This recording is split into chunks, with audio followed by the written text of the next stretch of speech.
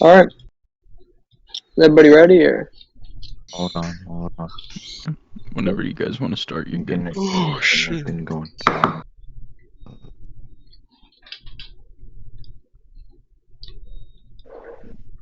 Okay, yeah, you're good. Go ahead. Okay. So last session, we started back in Eugene's office, or shop, excuse me. And after breakfast, we were kind of getting settled in, talking about the day and what we were going to do. And as we're about to head out, we hear a knock on the door. So we send Rock and Orion to answer the door. And we find a ferret, I believe, and a 14 feet tall bear. And the ferret starts talking to us. And he's like, hey, I'm looking for Eugene, or I'm looking for a group of people. I don't remember if he said Eugene exactly. He said his friends. His friends, yeah. He was like, I'm looking for a group of people. Have you seen them by any chance? And we're like, no, sorry, we can't help you much. We're just here house sitting for Mr. Ratman if there's anything we can do for you. Blah blah blah. And he was like, oh, well, Mr. Ratman is actually who I'm looking for. We were supposed to go on vacation, and we were like, no, he's on a business trip. And we invited him in, and we started talking. And Rowan remembers that the character that knocked on the door was actually Dagger, a demigod, part of the 8. I don't have my thing, so I can't go back through the lore or whatever. Oh wait, I can do it right here. I'm stupid.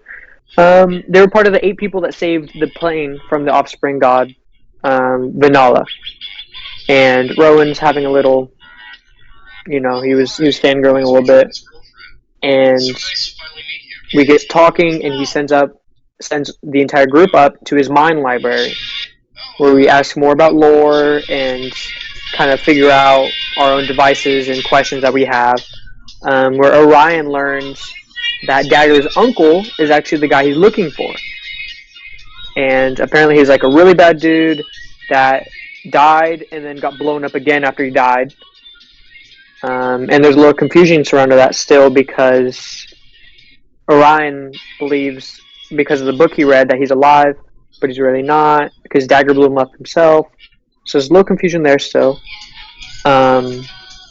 And Cedric and Rowan found out a little more about their god, Bahamut.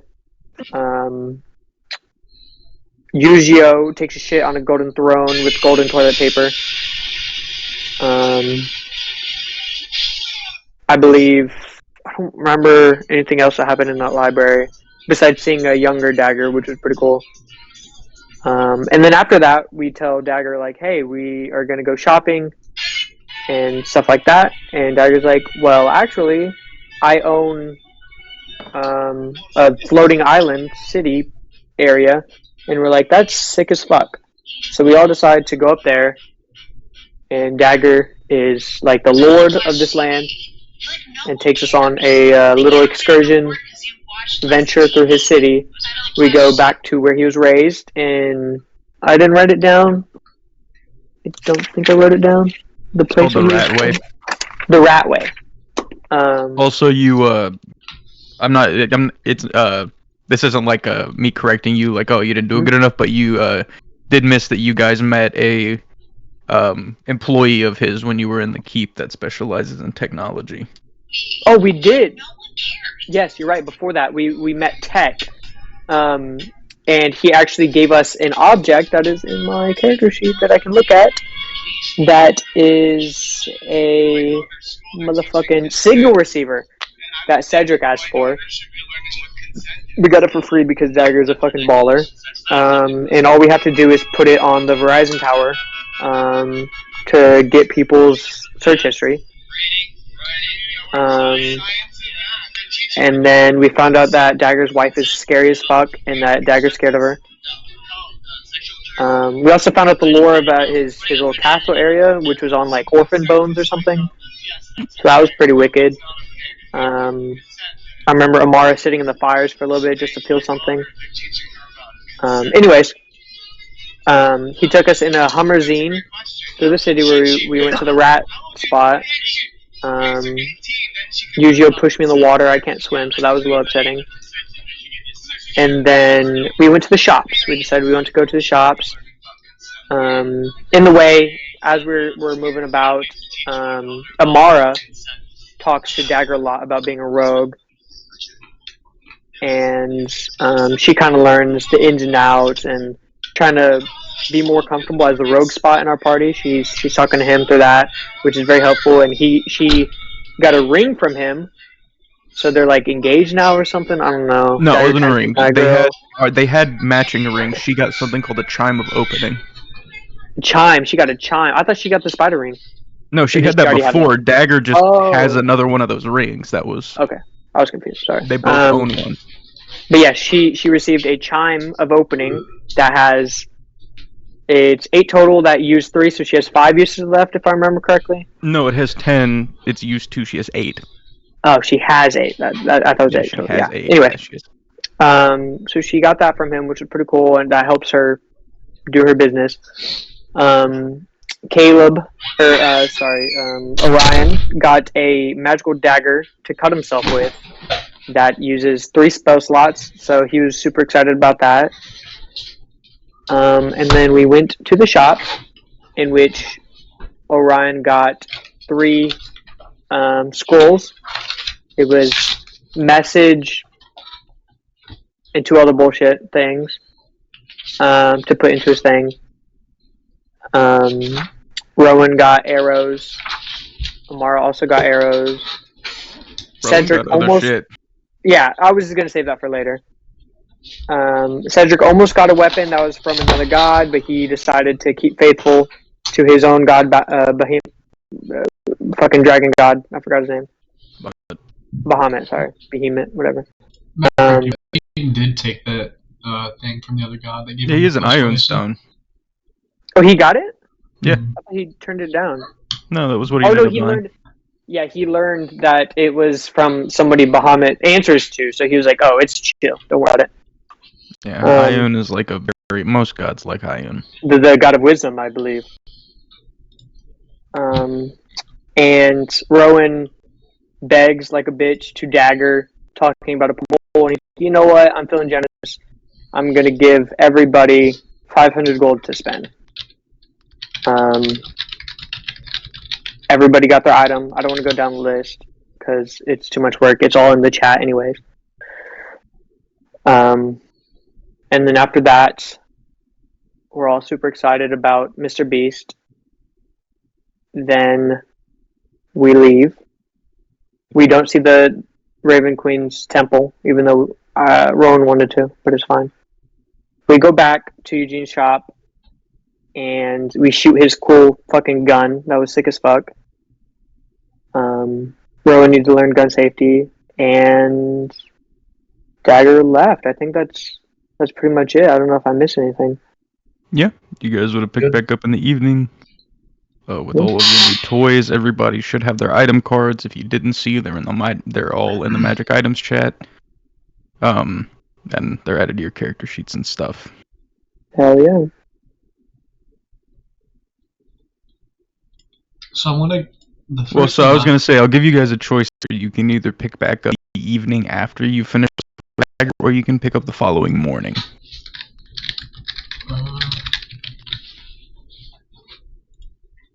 We didn't fight, did we? No. Oh well, me and Amara were gonna go on that edition. No. Yeah. At night. Do we still have time for that? Is it what time? Yeah, he said late afternoon. It's like 6 p.m. right now. Yeah, we have time for it. It's like perfect. Yeah. Do I get the inspiration, by the way, or was it not good enough? Yeah, D4. Okay. Mid. Okay, well, I tried my best. I actually learned less about last session from here. Okay, I'm sorry. You just forgot more, actually. Yeah, I forgot some stuff. I do have a question, DM, before we start about my portable hole, if you don't mind. And that is? The portable hole, right? When you're in it, say I put it on the wall, do you portable hole has to be on a flat horizontal surface. Oh, you can't put it on the wall? Mm-mm. Okay. But anyways, if it's on the floor, can you hear out of it? Like if I'm in it and scream as loud as I can you hear? If it's open, yes. Okay. Well, That's why I because when wanted to you know. lay it out on the floor and it's open, it becomes like a fixture of the ground. Like it's just an open hole connected to the ground. Into the ground. It's Okay. whenever something is in it and then you close it that portal entrance is then closed. But there's like 10 minutes of oxygen in there. Well, that's all I have. Oh, this, That's the only thing I had. just real quick, I want to dip my ring into the one healing potion I have, so then I can get that charge back. So you pull off this leather like snake ring you got and you drop it into the potion. Over the course of about 60 seconds, it sucks up the entirety of the potion and one of like the black leather snakes turns to a bright red color. So again, when you get hit, whenever you take damage as a free action, not a reaction, you can do it for free. You can choose to consume that and then you'll roll 2d4 plus 2 and you'll gain that. Okay. Could I do it like as I like roll Yes, my you can trigger it off your hemocraft, yes. Okay. It's because it says anytime you take damage. All right.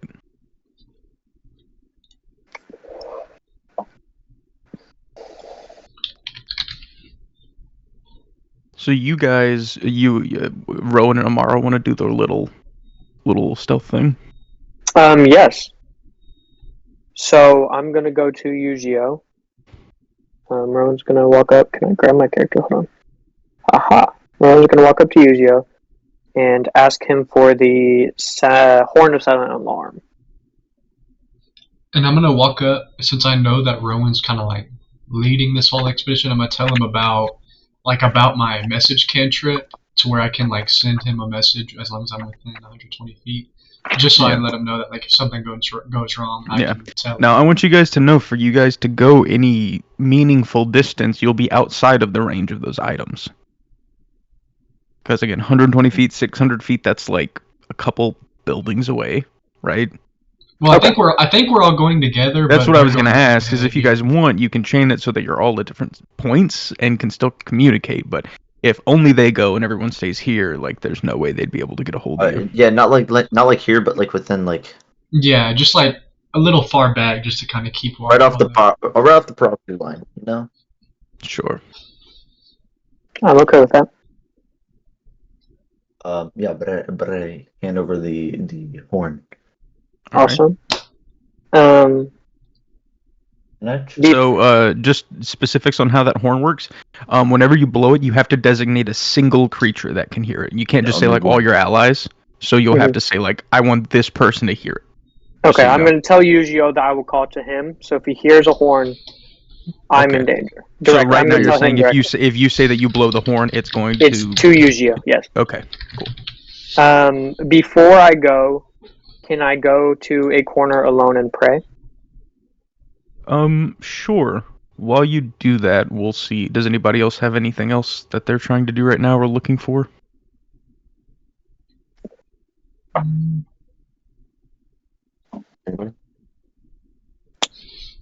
don't have to, well, I guess not. My rings are working. Never mind. Or do I have to attune my dagger or no? Yeah, but that's over a short rest, so you would have had time to do that. Okay. Attunement just takes a short rest. So, yeah, and your cantrip should be on your sheet. Oh, it's a cantrip, so you can use it whenever the fuck you want. Yeah, I learned the cantrips. He got Message, Eldritch Blast, and Booming Blade. I thought it was a spell, but it's a cantrip, so you can just spam that bitch. Well, the real catch with it is when he casts one, he can change the dagger's damage type to whatever damage the spell does. Ooh. So like an Eldritch Blast, he can set it to force damage. Which is fucking crazy. Oh my god, I didn't even think of that. Yeah. Anybody else before I pray? You pray today. I'm doing it right now. Yeah. Okay. Any kind of CLO for Amara? What's Amara doing to prepare for this little outing? I mean, you have all your new toys. You're basically undetectable. For sure. I don't.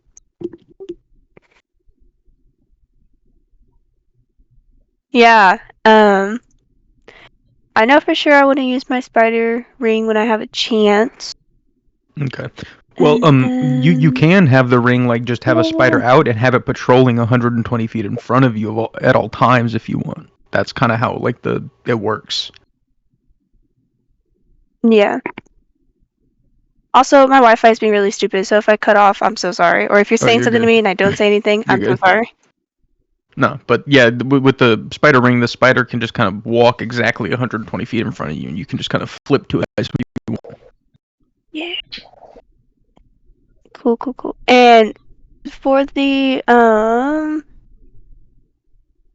cape, Mhm. do I automatically have it on already? Yeah, that's just or... permanent as long as it's attuned to you. That's always an effect that you have. Okay, cool. I was wondering about that. Yeah, I already added it to your stealth bonus. So on your sheet, if you look at your skills, you'll see that your stealth says plus 16. Yeah. Cool. Sounds good. Alright. So you guys, everyone else getting ready. Let's have Rowan roll me a D100. I'm telling you right now, unless you get 100, nothing's gonna happen. Can I grab myself? No. I know. That's pretty close, but that's not pretty 100. fucking close. I understand. Even with an offering. I was planning on using I'm gonna gold, say but... that as you go up there and you kind of take a moment in prayer, asking for guidance, I'm gonna say you don't get a physical answer because, again, kind of like I explained to you, like if you want to ask a direct question to the gods, there's magic you have to use for that, right? I understand. So, I think you get the distinct feeling that for like the choices coming up for you, it's going to be 100% a leap of faith. Like if you believe that your God put you here at the right time for the right reasons to, figure out what you're trying to do, or if you think that that's all bullshit and you just worried about surviving, kind of what it boils down to. Yeah, I understand. You again always still do have the option to seek out somebody to perform that magic for you and pay them. The cost of spell casting, depending on where you are and what the market is like. If it's illegal, it's a little bit more, but it's usually it starts at like I think it's 50 gold for a level 1 spell. I think it's 75 for level 2, and then it kind of jumps incrementally. But even like augury is a second level spell. Can I ask Mazareth? Can I call her and to come to me? Yeah, go for it. Nazareth? That's all On you. my way. OMW. Yes. So, I have a predicament. Okay. I'm scared for my drink. I For your what? haven't a Drake. I'm a ranger and I'm a Uh-huh. Drake Video. ranger. Yes, the Drake video. So a Drake is like a baby dragon. It's like a young dragon. Yeah, he does have a right? baby dragon. I do. Jeez, shut the fuck up. Anyways, I'm scared. I haven't felt him around me anywhere we've gone. I've been searching for years. It's been about a year now. I've been searching for him, and I haven't felt him at all in the vicinity anywhere I've gone. Mm-hmm. And I'm scared he's dead, or he's not anywhere near us. What do you think your patron would do if I asked for his guidance?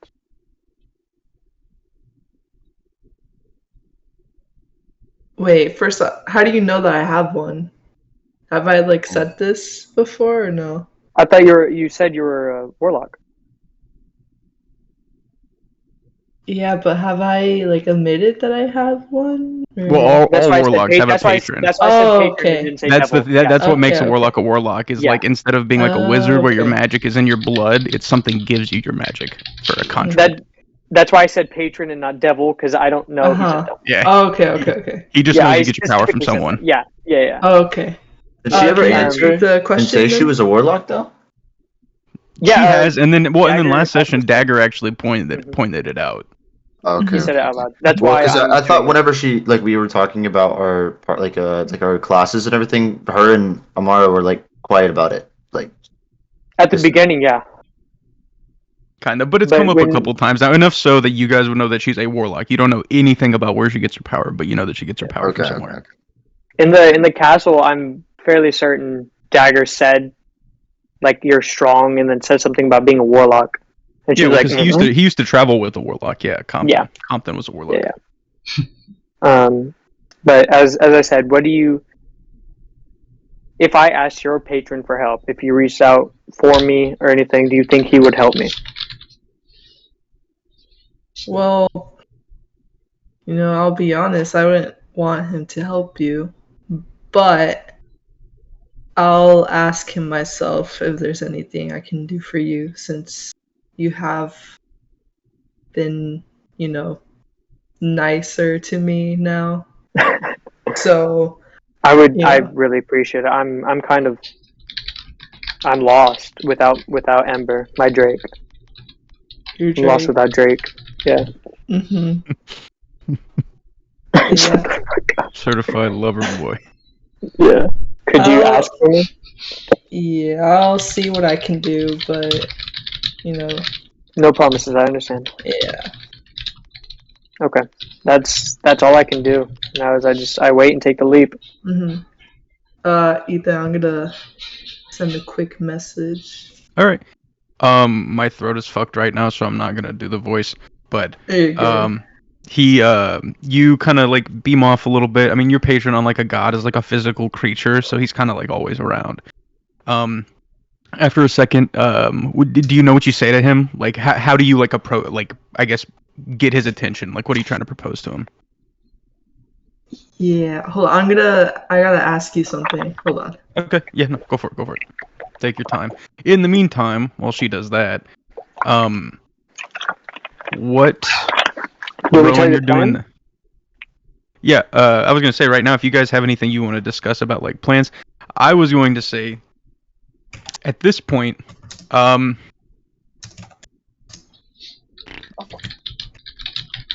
let's see. Okay. At this point, we're gonna pan a little bit away to Maddie's character, about a quarter mile away. Maddie, you or Valmoria,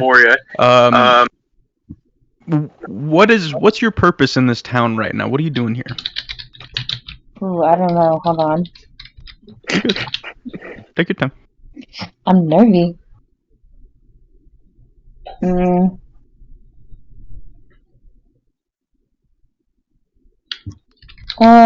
Probably just, I don't know. Seeing what's around the town, looking at the area. No real purpose, just traveling.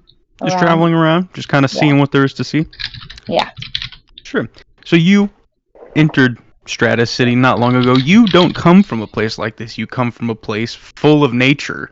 A place one of the other party members comes from too. A large forest called the Fayfingers. You kind of, grew up among the wilderness and that kind of thing. What's Valmoria feeling as you enter this kind of new landscape for yourself? She's nervous. She traveled a little bit, but she's missing the nature aspect of being back home, but she's trying to branch out and explore more and learn new things. Sure. I think in this moment, just because of a druid's natural attunement to nature, even in the middle of a very metropolitan and factory-driven city, you sense that about a quarter mile away from you, there is a bastion of both arcane magic and primal magic, which is what you practice, which is like nature stuff. You sense about a quarter mile away there is like some kind of horde of a lot of magical stuff. Okay. What would Valmoria do with that information? I think Valmoria would travel to see what's going on. Yeah, she would go check it out. Got you. With that, you head over. You start heading in the direction you sense the magic. Sophia, yeah, absolutely. Okay. I'll tell you right now, the question from him is going to be, this was a very recent deal. What are you asking for, like a one-use borrow or for it back completely? I'd say back completely. So what are you going to trade back to him? Because just the mask is not enough at this point. Oh. There would have to be some incentive on top of it for him. I can tell you what he wants. Okay. He doesn't want anything from you. He wants Ooh. to be able to put his mark on Rowan. Please don't piss on me. Oh. Hmm.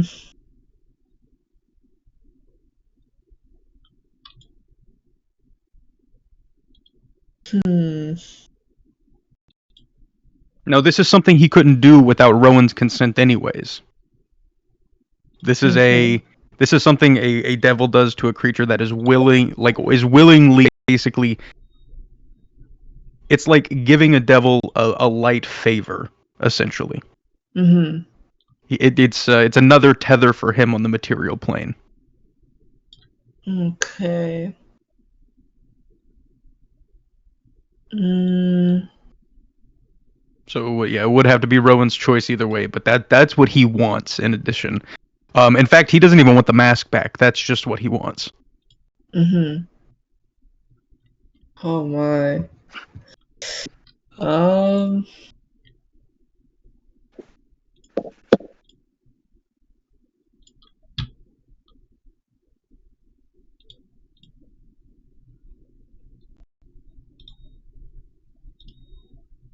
I did say I didn't want him to be talking to Rowan, so this is tricky. It's true. You can always present it like it's not like he can really talk to Rowan anyways. You're like his emissary. You would have to present the contract anyways. Mm-hmm. And I also will say that him marking Rowan does not at all make Rowan like a warlock of his or anything like that. Mhm. The reason devils mark creatures is not for like, oh, I have a relationship with this creature. It's, oh, as a devil, the more living things that carry my brand on the material plane, the stronger I am there. Hmm.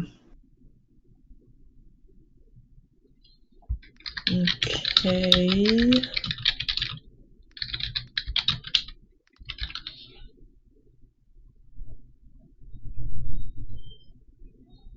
Yeah, fuck it. Why not?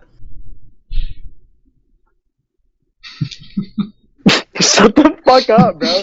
Stop. I'm gonna shoot up the place. Oh my.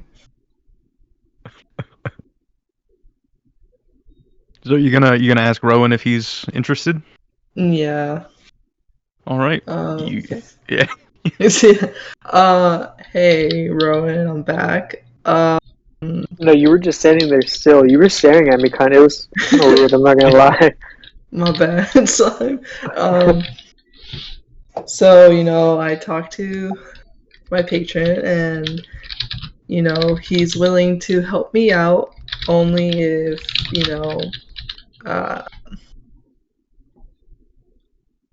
if you're, like, willing to have, like, a mark of his, Like a tattoo? Sure. Yeah, it's We'll call basically it like a that, tattoo. yeah. Is this like giving up my soul? No. DM, in everything I've read on Bahamut, would this put me in bad favor with him if I get a mark? You have no clue. You have Can I roll a religion absolutely no check? idea. You can try. I'm going to say the DC is very high because this is a very kind of weird workaround in Infernal Law because you're not making a deal with the devil as much as you are carrying the mark of one. I understand. Oh, that's persuasion, my bad. You're good. Religion 9/11's not going to do it. I mean, you of course are sketched in general, but again, you don't even know this is an infernal creature. For all you know, this could be a celestial patron that's offering. Like, you have no idea.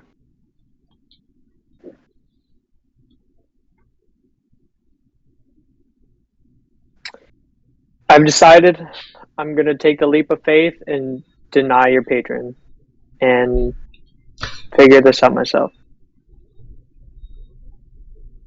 So, no. Nothing against you or your patron, but I don't want to be in bad standings with my god. Mhm. All right. Thank you for your help, though. I really appreciate it. Mhm. Sophia, Yeah. I will tell you that basically his deal still stands. Even if it's not Rowan, if you can get another person to carry his mark, he'll give you the orb back. Okay. That orb will help me so much. I just want to That was what she asked about, yeah. Yeah, that would be perfect. Holy shit.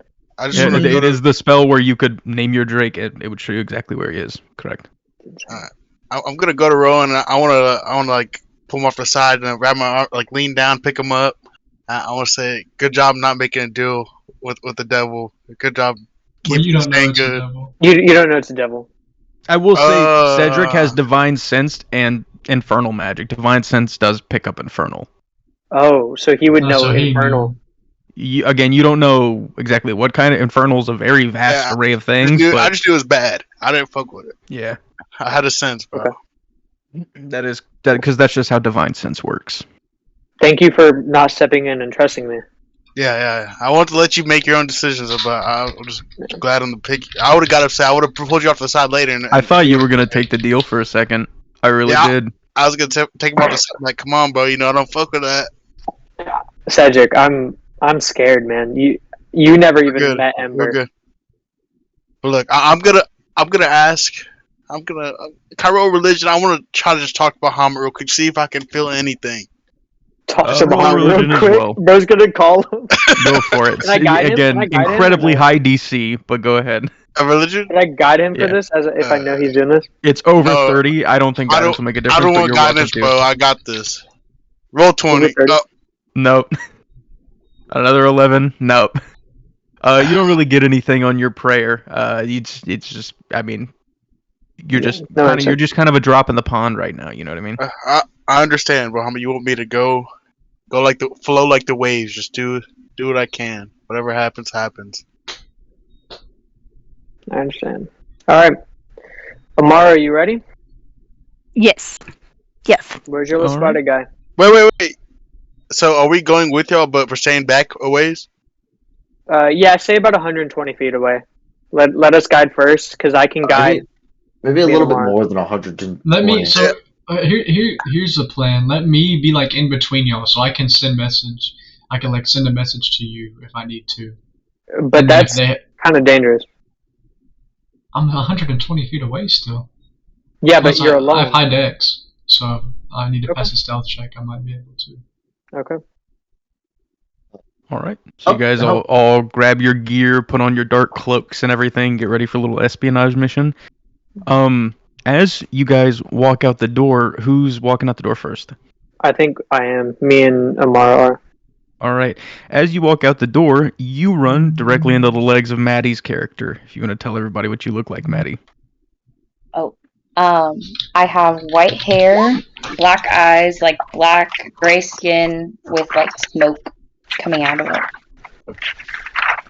Yeah. You see this very tall, she's got like pointy ears like an elf, but this very dark skin, smoke, and this kind of blue color on patches. She also has like all of this nature greenery around her, like almost like these little like twig antlers in some of her hair, flowers, and like her garb is like made of a lot of like leaves and green and leathers and stuff like that.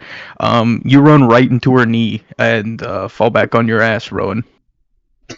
What the fuck? Oh, hello. We're closed for tonight. Conversation. And no, I don't know what I'm supposed to say. Whatever you want.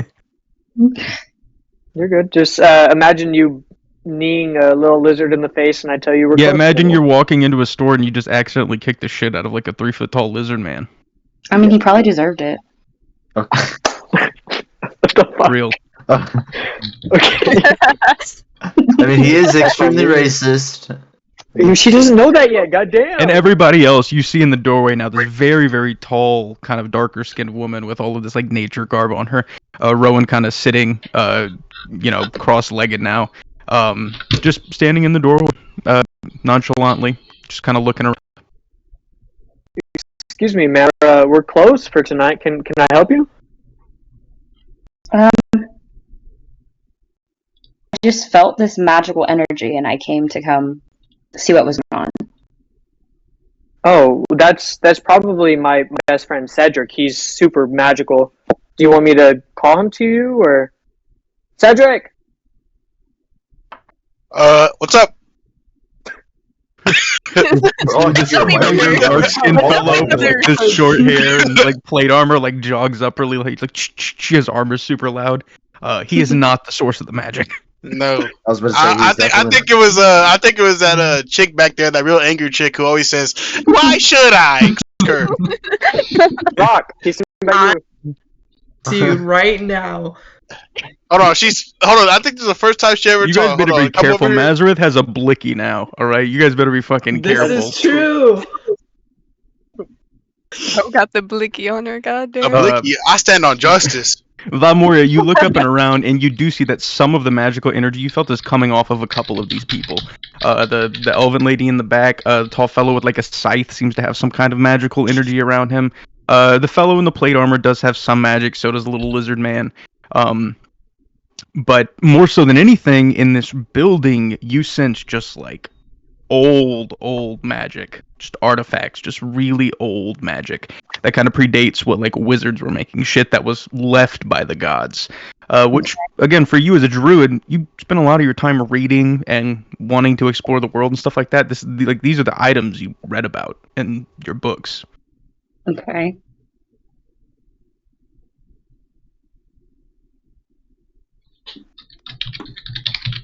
So, as she kind of just stares around the room and looks around and everything like that, what's everybody else doing inside? She's just standing in the doorway. I'm probably getting mad at Ethan for running into her, bro. Like, bro, watch where you're going. Be respectful. Did you tell her sorry? My bad. I'm so sorry. I'm Rowan, by the way. I stand up and dust myself off. I'm Rowan, by the way. What's your name? My name is Valmoria, but I do not shake your hand. And I don't accept your apology. Oh, hold on. Oh, Hold on. Can I roll a perception real quick? I just want to see like if I'm getting anything about her character real quick. Okay, that's an insight. Go ahead and roll me an insight. insight check. Okay. Insight. Which one? Oh, this one. What the fuck? Oh shit. Ooh, Okay, like that. what do you want to know? What do you want to know? I want to know her affinity, like her, what is it? Like, kind of like lawful Alignment? Yeah, alignment. Like, Okay. Is That's a good she- question, Maddie. What would you think? Okay, let me explain alignments a little. Alignment, good, like obviously good. There's lawful good, like paladins follow the law. Neutral good, doesn't really care, just be good. And then chaotic good, which is like I like to have fun, but I'm a good guy. There's neutral, which is like I don't give a shit about anything. Chaotic neutral, which is like I really don't care and I'm crazy. And then lawful neutral, which is I really don't care, but I still follow the law. And then there's evil with the same chaotic, lawful, and neutral. What do you think Valmoria falls under? I feel like he's like a chaotic neutral. He's Chaotic pretty good. neutral? Okay. Like to have a little bit of fun. okay. All right, so chaotic good to chaotic neutral is what you get. Nothing nefarious, just Okay. like she'll fuck you up if you mess with her, but she doesn't seem to be like the inciting the fight. You know what I mean? Okay. Alright. I think I stand up and get behind Cedric and cock my bow. Cook! Do you knock an arrow? I knock an arrow, yeah. Oh, roll. Okay, Valmoria, hey, roll. you see this little lizard man pull out an arrow and knock it in his longbow. What do you do? Oh shit. Well, Rolling, bro. Can I like? I'm be gonna. like, hey, let's- He pulled out his weapon. I'm gonna leave it open. If you want to turn into a bear, smack him Oh around. my That's gosh, I on you. forgot I can do that. Yes, I want to turn into a bear right in front of his eyes. Okay, Go, so go. seeing you pull your longbow out morphs into not quite as big as Clive, but still a quite large grizzly bear. wait, can you put her thing down? Her token? I shoot. hold on. No, oh my wait, god! wait, I'll jump in front of Let's it. get a turn. Wait. If Hold you on. shoot it, can I use my gloves of missile staring to grab his arrow? This one's Look, me dead. What can I Okay, say? wait, here's how we're gonna Can do I this. tap on him, I need Rowan, Valmoria, and Orion to roll initiative. Can I roll initiative tier 2? Can I please roll initiative here too? Sure. You know, I'm not because I'm gonna go last. So I'll just, All right. So Maddie, on your character sheet, at the Okay. very top, it's gonna say initiative next to your armor class. Where the name lights up red, you're just gonna click on that. sorry, brother. Oh yes, fuck y'all. Okay. Okay, I clicked Okay, on it. no, that's good. The first one. So 17. So actually, it's going to be Yu-Gi-Oh, Valmoria, Orion, Cedric, Hold on. and then Rowan before he can shoot. So, Yu-Gi-Oh, you're going first. You see Rowan drawing back his arrow to loose it at her as she morphs into this big, kind of fucking bear, Joey, big man, ass you shit. fucking I fangs. can't do nothing.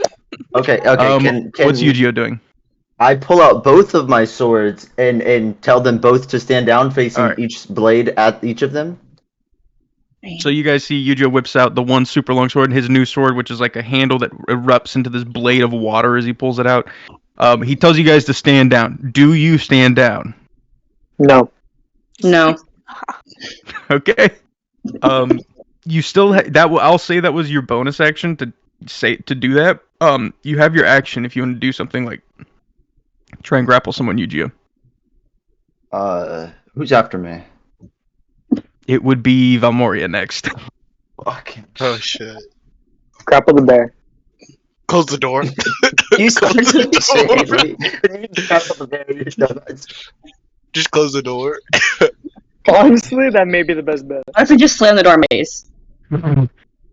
Oh wait, is this still in the doorway or inside or outside? They're I said I outside. backed up. I said I Oh, backed GG. up. I Well, don't know we if would I'll be make like sure now. in the doorway then. Okay, that's fine with me.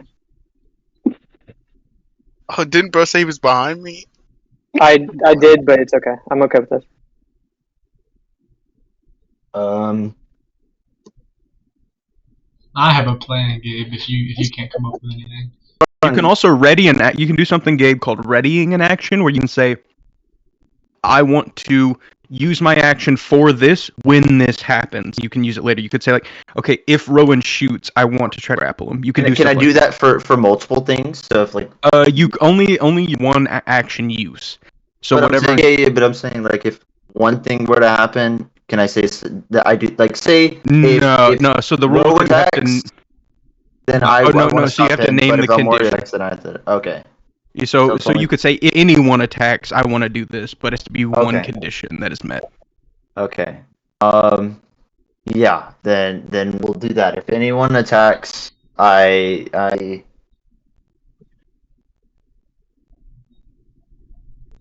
I'm tackling a bear.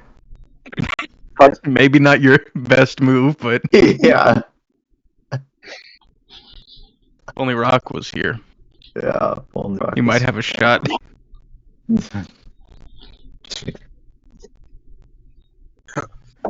Rock's eating. Is it in there? Back there eating. He's got some cheese on it. Lots of leftovers. They're in pockets. Okay. So that was my bonus action. You said I have Yeah. another action. Okay. Yes, Can you have I your full action? move in front of? Fuck. I did the wrong select. Can I move in front of Rowan? Okay, I'm gonna need an acrobatics check to get over Rowan since he has his longbow drawn, because it's a lot taller than him. Okay. His little short ass self. You can like fall Yeah. over Rowan. If it was just Rowan, you're able to walk over him, but he's got his bow. A 22 doesn't. So you're able to kind of jump. You just kind of leap over Rowan with his bow as he's blinging out and drawing it. You are in between them. You still have your action. Okay. I want to.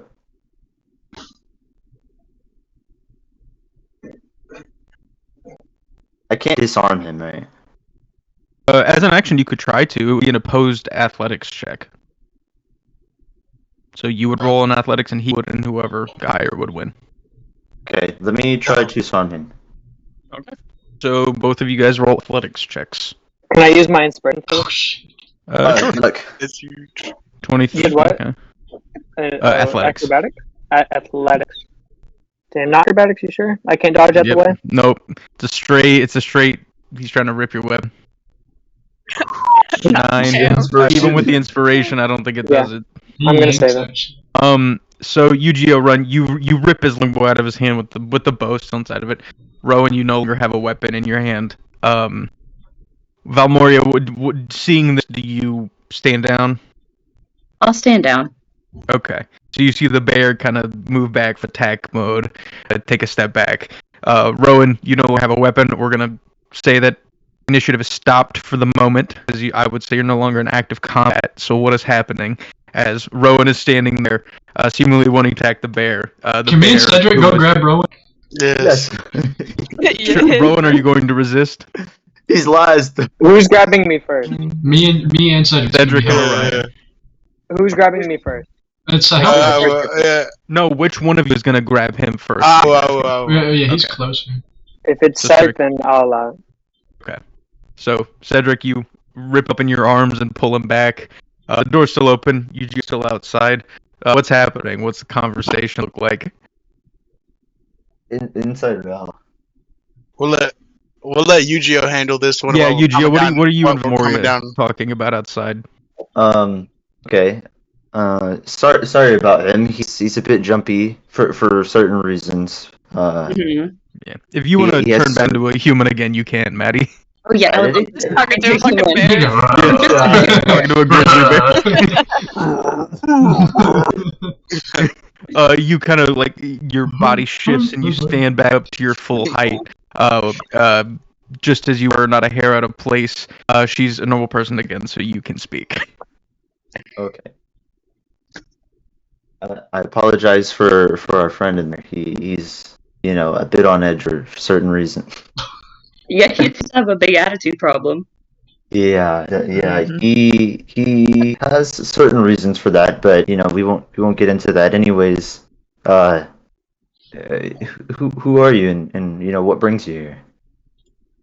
My name is Valmoria. I've been exploring different cities, and I just felt this magical pool, and I followed it here. Okay, yeah. I mean, Yu-Gi-Oh, in this moment, I want you to make a perception check.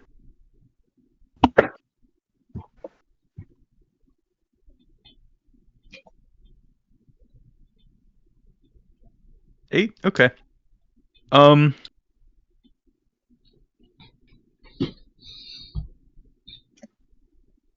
You know what? Valmoria can roll me one too. So Maddie, go to your sheet, and on the front page, it's gonna say skills, Mm-hmm.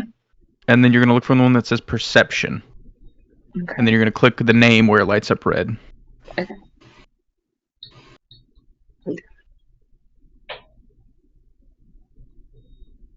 Am I stupid? you know where the character sheet is? I'm looking at the character sheet. I just can't find the word. It's in Oh, I found it. I It's found on- it. Yeah, it's just what? Ah, why is it on advantage? Hold on. Let me fix that, and I'm gonna have you roll it one more time, okay? Oh, it did that for everybody on their first roll, right? Yeah, Oh, well, she's that'll do it. Okay, so roll it one more time for me. Okay. Okay, 17's good enough. As you guys are sitting here having this conversation, right above Yu-Gi-Oh's head, you see a little burst of blue flame and a little note of paper, with singed edges, start to fly down right in between you guys. He doesn't seem to notice. It's like right by his ear. Mm-hmm. Would you like to do anything about I'd it? like to grab the piece of paper, if So you see this druid woman just reaches out to your right ear, Yu-Gi-Oh, and just grabs something out of the air. Can I have go ahead. like just a reaction to it and kind Sure. of like put my hand up to like kind of block, thinking it's like an attack or something? Sure. Not So you- as initially Yeah. here, but just like putting it up. Yeah, so he kind of like puts up his hand, realizes you're not going to attack him. As you grab the note, you see on the front, it's like a little folded up piece of paper, and on the front it just says "From Eugene." Okay. Do you read it, or do you like tell them, or what are you gonna do with it? I read it, but I don't tell them. Okay, well, Yu-Gi-Oh, you do see her grab this note, open it, and start reading it. Yeah. You are right What there. did I say? Okay. Well, Um, where did you get that from?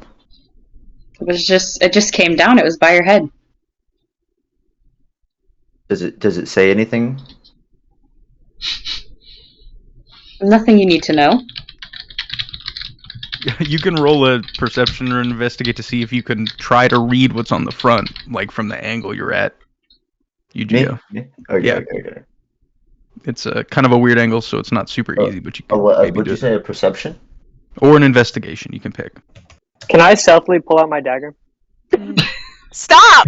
You're still in Cedric's arms right now, but you can try. Rowan is still What would I roll? pinned down. I have him pinned down, stomach to the ground. To draw your dagger, nothing. But Okay. you are technically considered restrained at the moment. That's okay. I have my dagger in my hand. 17 perception. Sorry, I just saw that. On a 17 perception, you can't really make out much. You do see it says from Eugene on the front. That's Eugene. That's he's the owner of this shop here. Interesting. Did he send something to you personally? So as you say interesting, I feel like Valmori is probably just ignoring him and reading the note anyways. Yeah. On the note, you open it, it says, hey guys, having fun here in the Feywild. Just thought I'd mention if any magical type kids like yourselves come around, make sure to, hang out with them because I need more people to sponsor.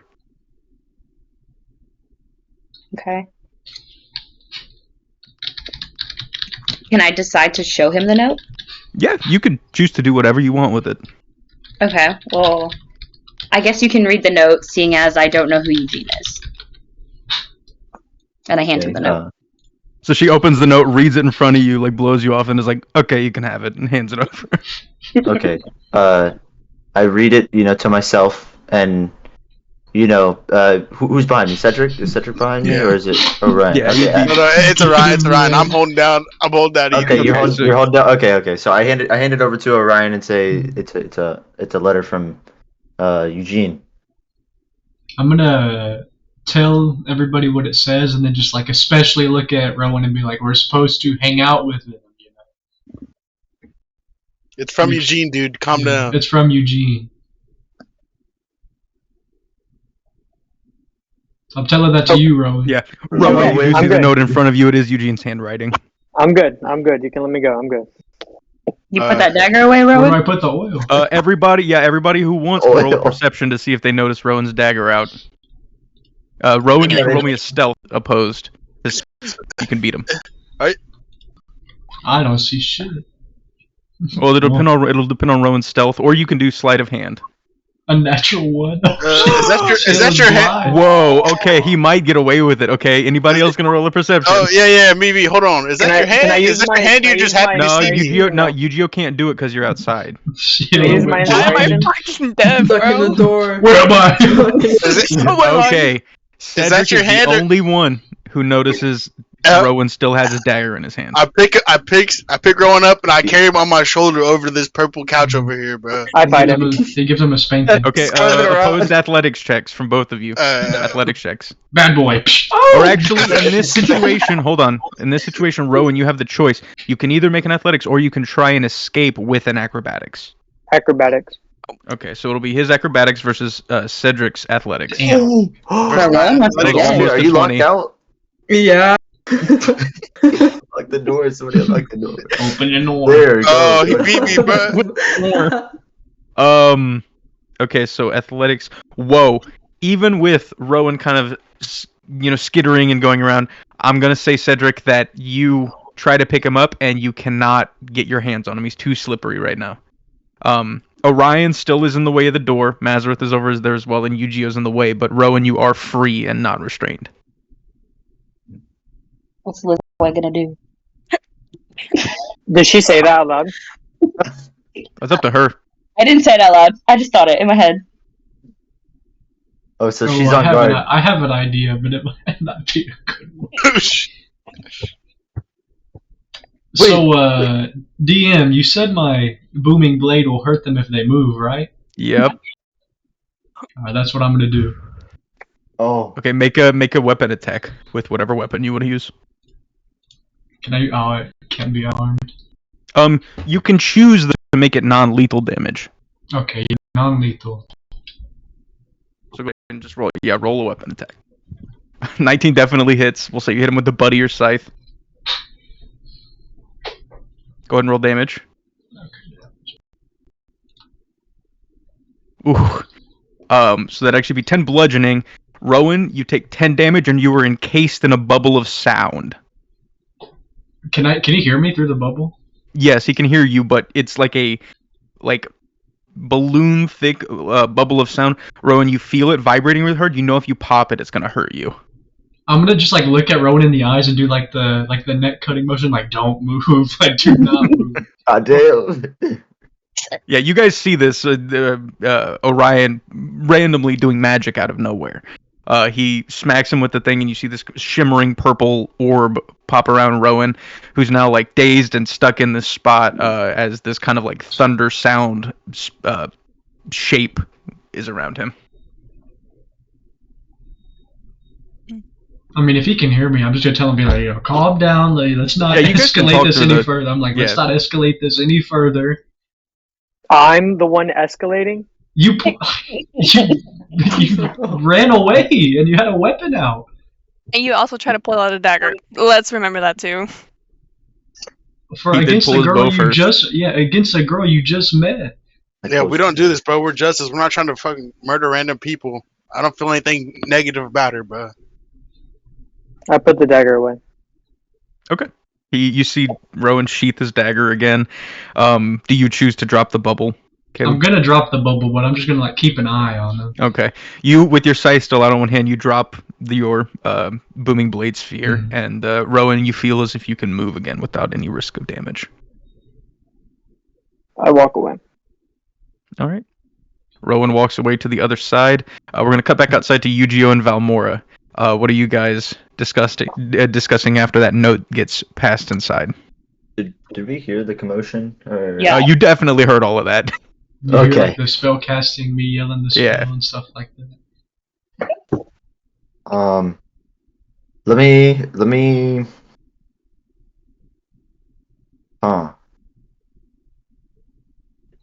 Let me grab Orion, like shout for him. Mm-hmm. Tell him, hey, come out here. Alright, I'm walking outside. Got you.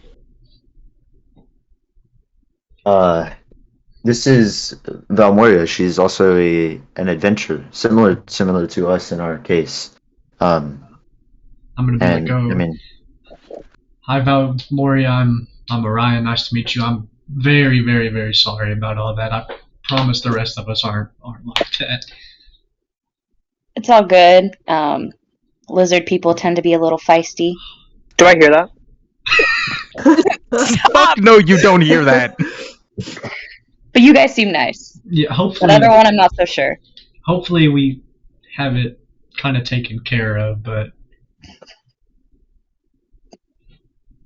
Hopefully you're, so. I mean, you're more than welcome, like the letter said, to stay with us, even though I could understandably, I could see how you'd be a little resistant to it since that whole thing, but As long as Rowan isn't secretly plotting my murder, I guess I'll stay. yeah. It's Orion. You think we should, go ahead and bring her in and introduce her to everyone else? I mean, better now than later. Go come and follow us. So as you head inside Valmoria, you hear like a bushel of roses from across the street go, "Man, it was wild."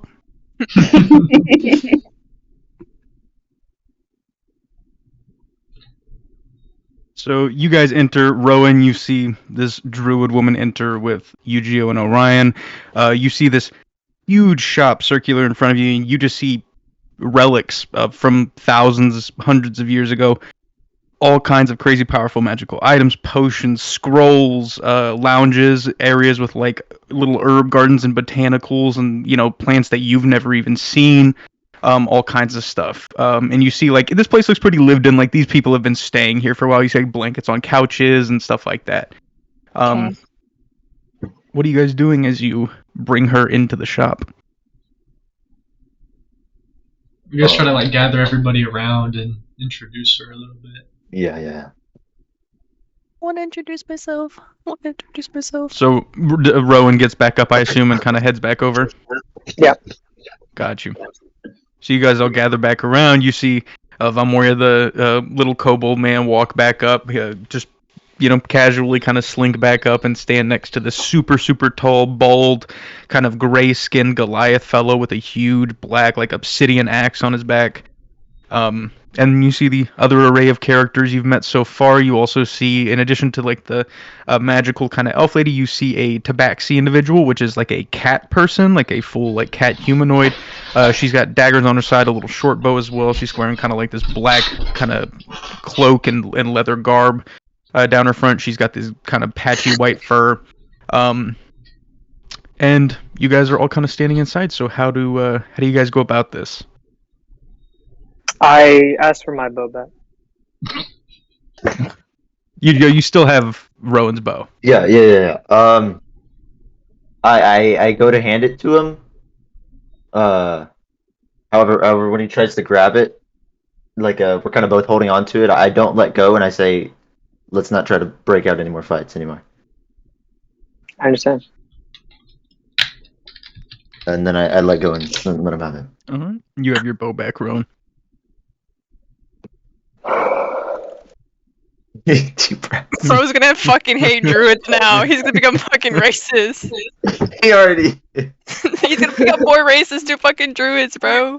I'm just gonna kind of tell everybody, like, this is Valmoria. I mean, I'm sure you can see she is a druid. I mean, she did turn into a massive bear. I think she's gonna be staying with us for a while, so we're gonna have to get used to it. And I want to kind of like side-eye Rowan while I say that.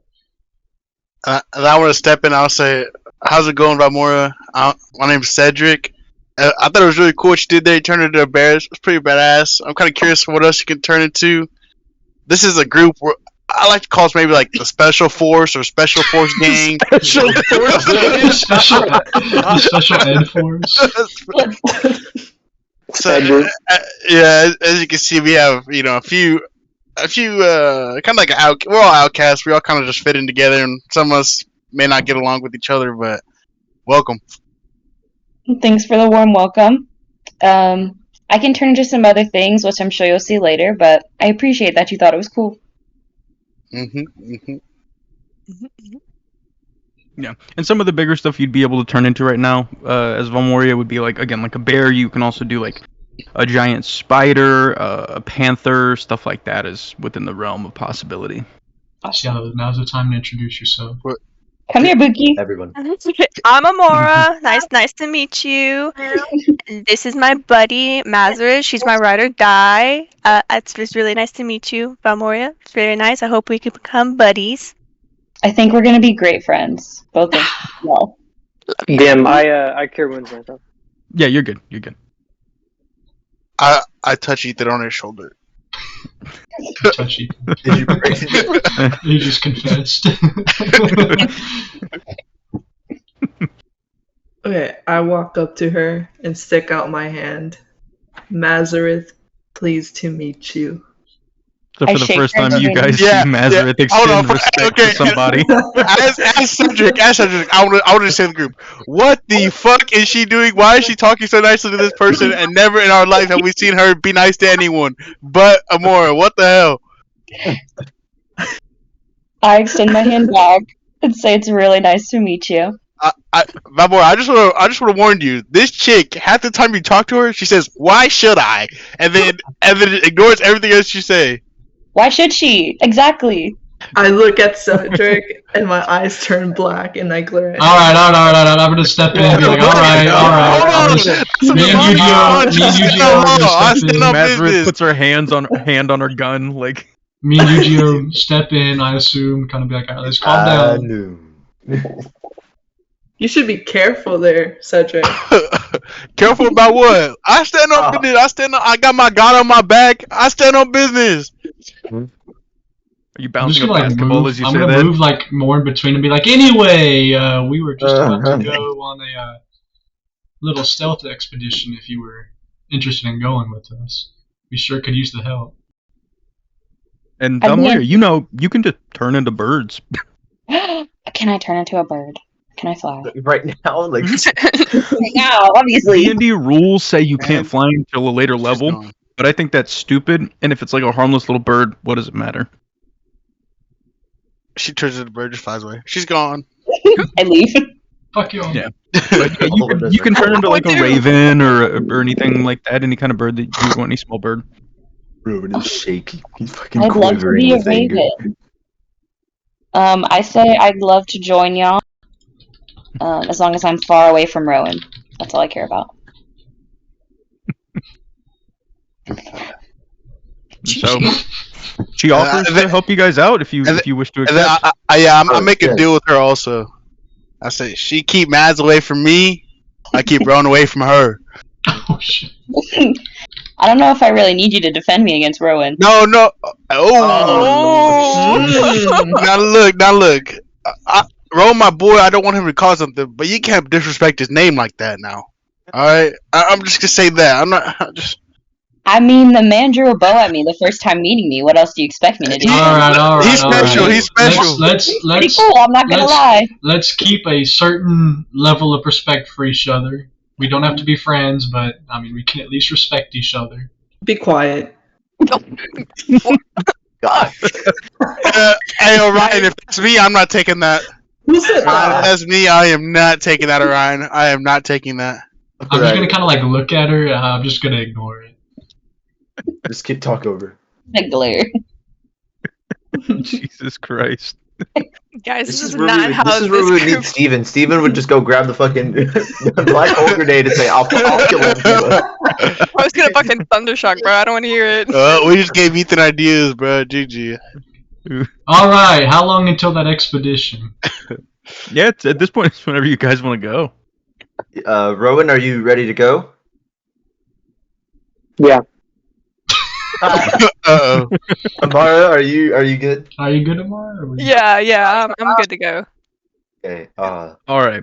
So you guys all head out into the city for the evening of Amoria. You go with them.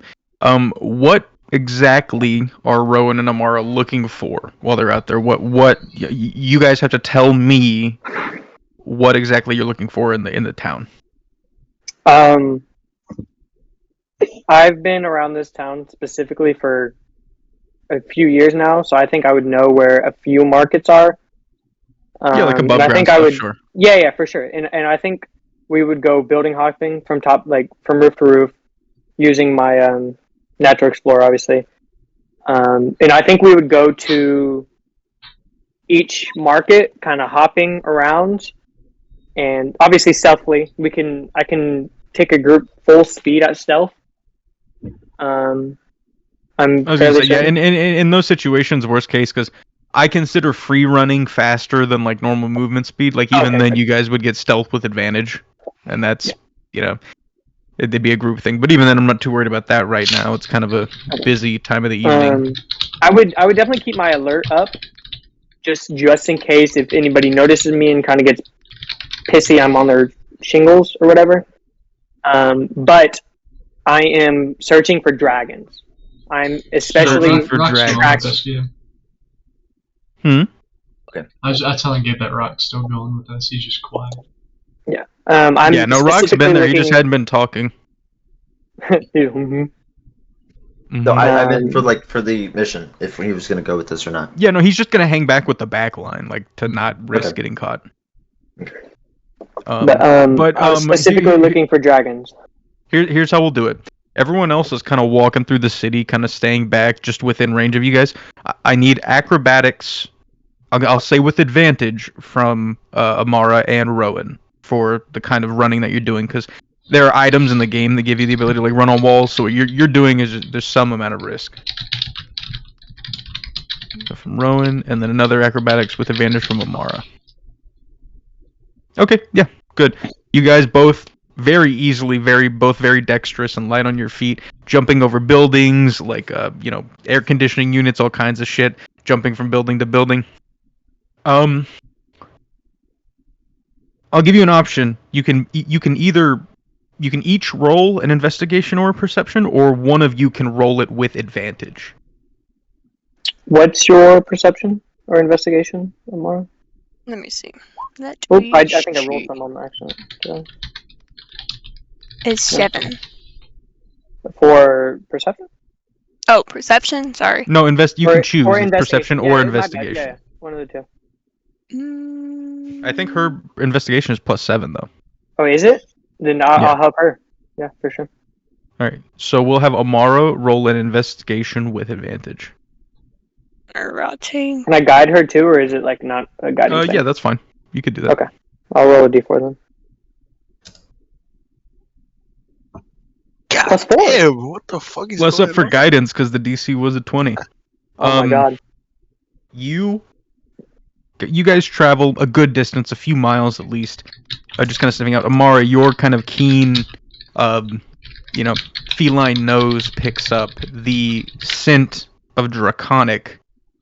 In one part of the city, you follow your nose. Takes you about an hour to get there. It kind of starts raining. You see, this city is usually covered in clouds because of the factories that make them and they sell them and all that kind of thing. But it's an especially rainy day today, and it's kind of hard to keep the scent. But eventually you get there, and out of the entire city, this is the only place you smell this scent. You see a giant stone marble building with a large neon sign on the front that says the Oniromancer. I didn't write it down. Oniromancer. Oh, I already have that written down. Okay. Do I sense Amber? I'm gonna say no. Not from where you are. I don't know. But you can roll me a history check. Okay.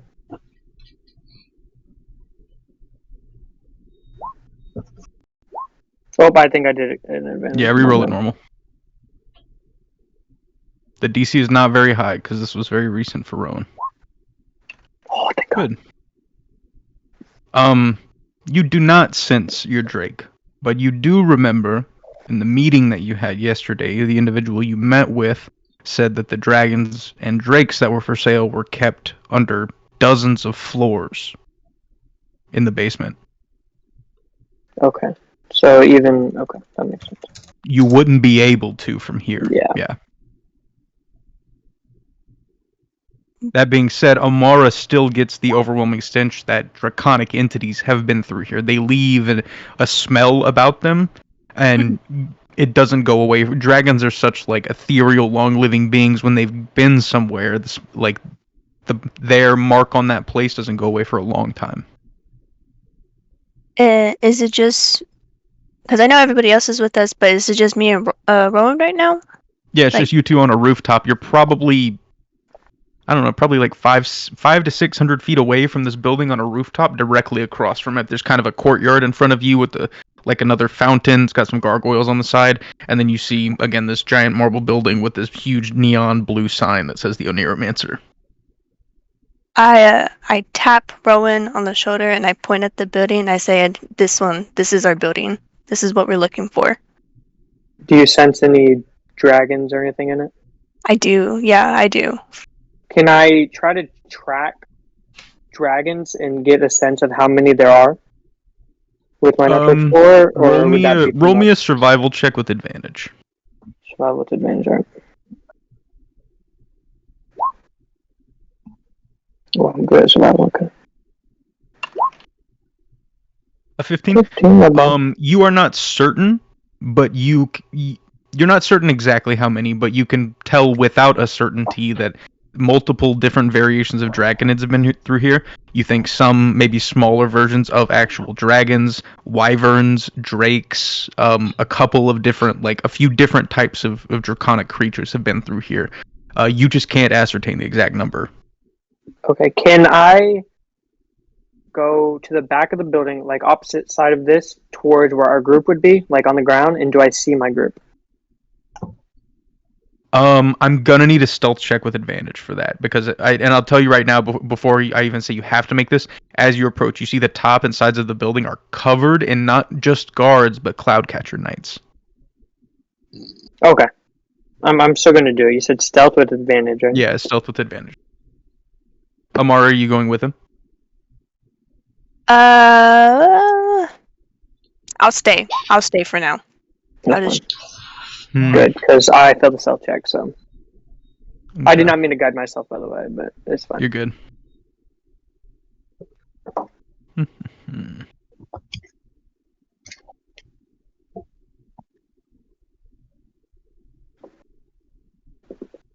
As long as I fucking fall.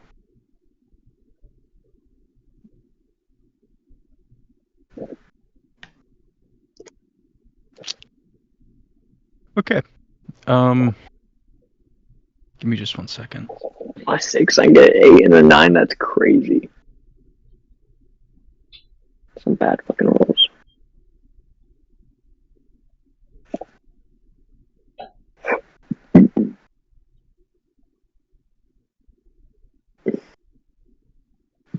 Maybe I should use inspiration. I don't know.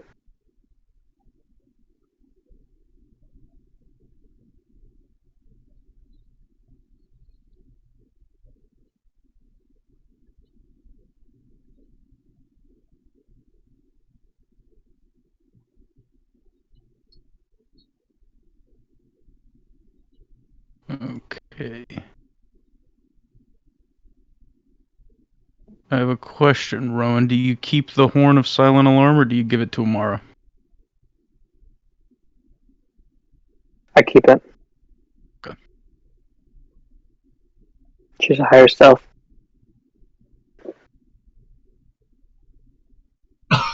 Oh, shit. Oh my. All right.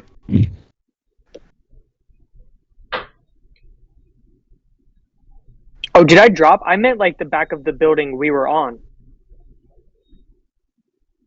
So you're not trying to go to the back of the building? No. that you're looking at. I meant like we were looking over. I meant to go back towards our group. Okay, that changes everything, because then you wouldn't have needed the stealth check. I understand that. Okay. I was trying to call like our group. I was thinking, I was like, me. there are so many, but okay. No. I wanted Caleb to message me. I was trying to hail them. Gotcha. Oh Okay, my so God, that you can do. You go down, you skitter down the building, and you can make eye contact with Orion. Okay, Wait, and so- I point at my head. With the message cantrip, is it like a telepathic link, or I can only send him? No, they can respond. Okay. It's a 1-in-1. So you message Yeah, it's me. like I for each back. message you send, you get to say a phrase, they get to respond, and then you would have to Okay. cast it again. Okay, so I'm just gonna connect us real quick. Sure. Usually, have to message talk to plays out like a conversation, though. You don't really have to say, "I cast Okay. it again." Don't. Okay. You have to talk first. No, it's fine. Oh, I'm gonna be like, what do you see up there? This is definitely the place, but it is swarming with guards. This place is also called the Neuromancer. How many, if you had to guess? What I've seen. Well, I have alert up, so what I've. I mean, just from what you can see on the top and the outside, like at least a dozen. I relay that at least a dozen or so. So how do you want to get around it? We're all just kind of waiting back here. So I think we have two options here. One, we didn't meet with that guy again, so we don't have the full info in the layouts because he said to wait pretty much. Or I can use Amara's cloak and stealthily take out the guards from up top. Do you want to wait for more information, or do you just want to? I mean, because if it's an auction and your dragon's here, that means he's only going to be here for one night. I don't sense my dragon specifically, but I think you should ask the group. I don't want to make this decision on myself because it's relying too much on me and my aim. All right, I'm gonna like turn around and be like, hey, like, there's at least a dozen guards in this building, and I mean, we're either gonna have to. It's gonna be hard for us to sneak in. We're either gonna have to fight our way in, or send one person or two people in. Ask him if he can get a sense of the strength of these guards, like if he could roll like anything to see if they. Insight? Yeah, inside. Yeah, you gonna can ask- roll an insight if you want. I'm gonna ask him, be like, hey, like, does it look like we can take them, or maybe we should back off? Yeah, let me roll insight. Can Amar help me or? Sure, you can roll with advantage. Okay, thank you. That's a hit dice. Did I do that? I scrolled through it and it does shit. Yeah, no. Yeah, you do insight with advantage. There you go. You instantly clock that these guys would absolutely rock your guys' shit. I turn around and say, "Fuck no." I say in his head, I'd have an easier time killing that ugly bear. In fact, you know what? On a natural 20, I'm going to give you more than that. These are Cloudcatcher Knights. You've seen them before, but as some of them walk around and turn around, you see what seems to be this weird blue plasma-colored, like, technology engine implanted in their backs. I relay that for sure. Well, it's your dragon. It's your call. I mean, we're not gonna win in a fight with these guys, so it's pretty much up to you whether you want to sneak in or out. Is this building like in the middle of a courtyard? Is there like a courtyard surrounding the entire thing? Yeah, it's kind of open space all around. Okay, and I see the back has one guard in the immediate vicinity. Is there any more to the south? You look, you can't really tell. It seems like they're all on a patrol. So they're all kind of moving. I tell him that if we wanted to enter, they're on a patrol, so we would have to time it one by one. We cannot take it as a Now, group. I do want you guys to keep in mind this place. This is the job you were hired to do, and then tomorrow, the guy is supposed to give you guys more information about how to get into this place without dying. Yeah, I was about to ask if we had like any information as a group. Okay. Because that was Crispin's deal. The main yeah. reason he held off on giving it that was because he wants to ensure that his end of the deal gets done too. But he did say that he has a way for you guys to get in that does not involve you having to kill a bunch of guards. Alright, I'm gonna relay to Rowan and just be like, hey, this is like an expedition. This is just scouting. We're not here to really commit to getting in tonight. We should wait and then, you know. Okay. That being said, I will say that generally you would know that like black market shit like this, like they can't get away with doing it every night. Like it happens maybe once a week maximum. So this is our window. Yeah, so like there's probably a good few days where their current stock is going to be there before they have the night where the bidders come in. Do I get the sense that tonight is a night for selling? I'm going to say, because you rolled a 21 insight, no, the guard attention seems to be low. There doesn't seem to be a lot of incoming like freight or anything like that. So this does not actually seem to be like an auction day. Okay. I think I go up and tap Amara, and I quietly whisper to her, hey, go back with the group.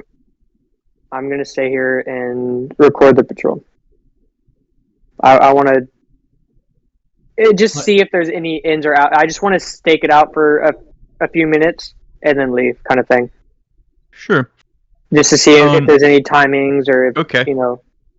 And one last thing you're going to get for that natural 20. As you're recording them, you see something interesting. You see signal receivers on the back of these cloud catchers in the machinery. Would Rowan know, with his fucking vast knowledge of this place, where a main tower would be? There's a few of them. I mean, there's like the public ones that run like the phones, but you are also pretty sure that a lot of the big companies have their own private ones. Okay. Fuck. Don't we have a machine, the transmitter? Yeah, that's what I'm Ethan trying to see. Do we need to be at a tower to use that? We have to put it on the tower, yeah. But my thinking is, if we go to the Cloud Chasers company like building thing, maybe their antenna's on the top and we do it there, or we take the public one, but they may be on a private signal kind of thing, you know? Yeah. So I think. Yeah, go ahead. Are we allowed to like relay messages? Like, I'll say at this point with how the messages and like you guys can talk freely. You've gone through the hoops to like make it work. You can have a conversation. Okay. Am I like connecting everybody? Yeah, you're the hive mind. You're the ears up Group FaceTime. Hey man, how's it going? It's a FaceTime in my brain, so I just everybody. My phone was Ryan's too having a loud and stroke, everyone heard convulsing. you. Yeah. No, I ask him if he can, get an estimate of each enemy and kind of locations of certain things, kind of maybe entry points. Yeah, do I see where the guards come in and out of? Like if there's like a guard tower? Yeah, or like there seems to be. I mean, some seem to come in and out through the front door. There also seems to be a side door, be over here on this side that I pinged on the north. Okay, I see it. that they come in and out of, but those seem to be the two main entrances. The front door, obviously, for guests and stuff, and the side door seems to be where they load in freight and stuff. It's like a big double door, one of those big, like, load-in kind of things. Yeah. And then I want to ask him. Yeah, go ahead. Do you see any like tower nearby or anything like while you're up there? Like, do you see anything that? From where you are, you can see like at least 6 different cell towers. Do they look They're very big and tall. public? Yeah, all the ones you can see seem to be like the ones that run the public crystals. Okay. They're very. Would Cedric, he's like hunting these motherfuckers, the cloud chasers, would he know where their like main building is? Or like where hideouts? I mean, the HQ. I mean, they have a few different ones, but their main factories. I mean, there's. Are you asking for like the main factory or like their headquarters? The one that's office? closest to this area. I think one in the. Well, he's asking, are you asking for like a factory or their headquarters? Yeah. Because they have like a main factory, but that's separate from like the offices where they meet. You know what I mean? I think maybe like the offices, if there's one near here, or the nearest cloud chaser building to this area. It's probably half a mile away. Okay. I think I want to go scope that out and see if they have a tower. Now, while this is going on, Valmoria, you wanted to turn into a bird. Do you want to do that and kind of scope the area out? Sure. All right. So everybody in the back, you see Valmoria kind of morph into a raven real quick, and in the rain just kind of fly up and just check things out. So I'm going to need you to roll me a perception check, and it'll be with advantage. So that toggle at the top of your sheet where it says advantage, normal, and disadvantage. There you go. And then do a perception check. This is exactly why I took the message cantrip. On 11? Okay, on 11, you don't see a lot because of the rain, but you do notice the guard patrols are pretty regular, and on top of that, I think after hearing everybody kind of go back and forth with these messages about, like, the Cloudcatcher headquarters, you kind of do fly within range of looking at these offices and stuff. You do see a couple of smaller towers on top of this building. Okay, can I relay that information to them? Yeah, you'd have to go back, but in addition to that, you do see that this building with the towers is far more heavily guarded than the one you guys were just looking at. Got it. You see, I mean, at least 30 guards at first glance. Okay. But yeah, you can circle back around really quick, come back down, you morph back into your human form, and you can convey that information. Okay. So I just flew around the building, and I did see 3 smaller cell towers that look to be kind of private, and then by those, or where those cell towers are, there's a lot more guards. We're talking like 30 guards that are patrolling around out there. We're in Stratus, right? Mm-hmm. This is where I grew up, so I know like the city. Yeah, for the most part. Yeah, I do as well. Yeah, you've got a pretty good idea. That's why I give you guys a lot of the information about where stuff is. I asked Cedric, because this was his whole idea, what he wants to do.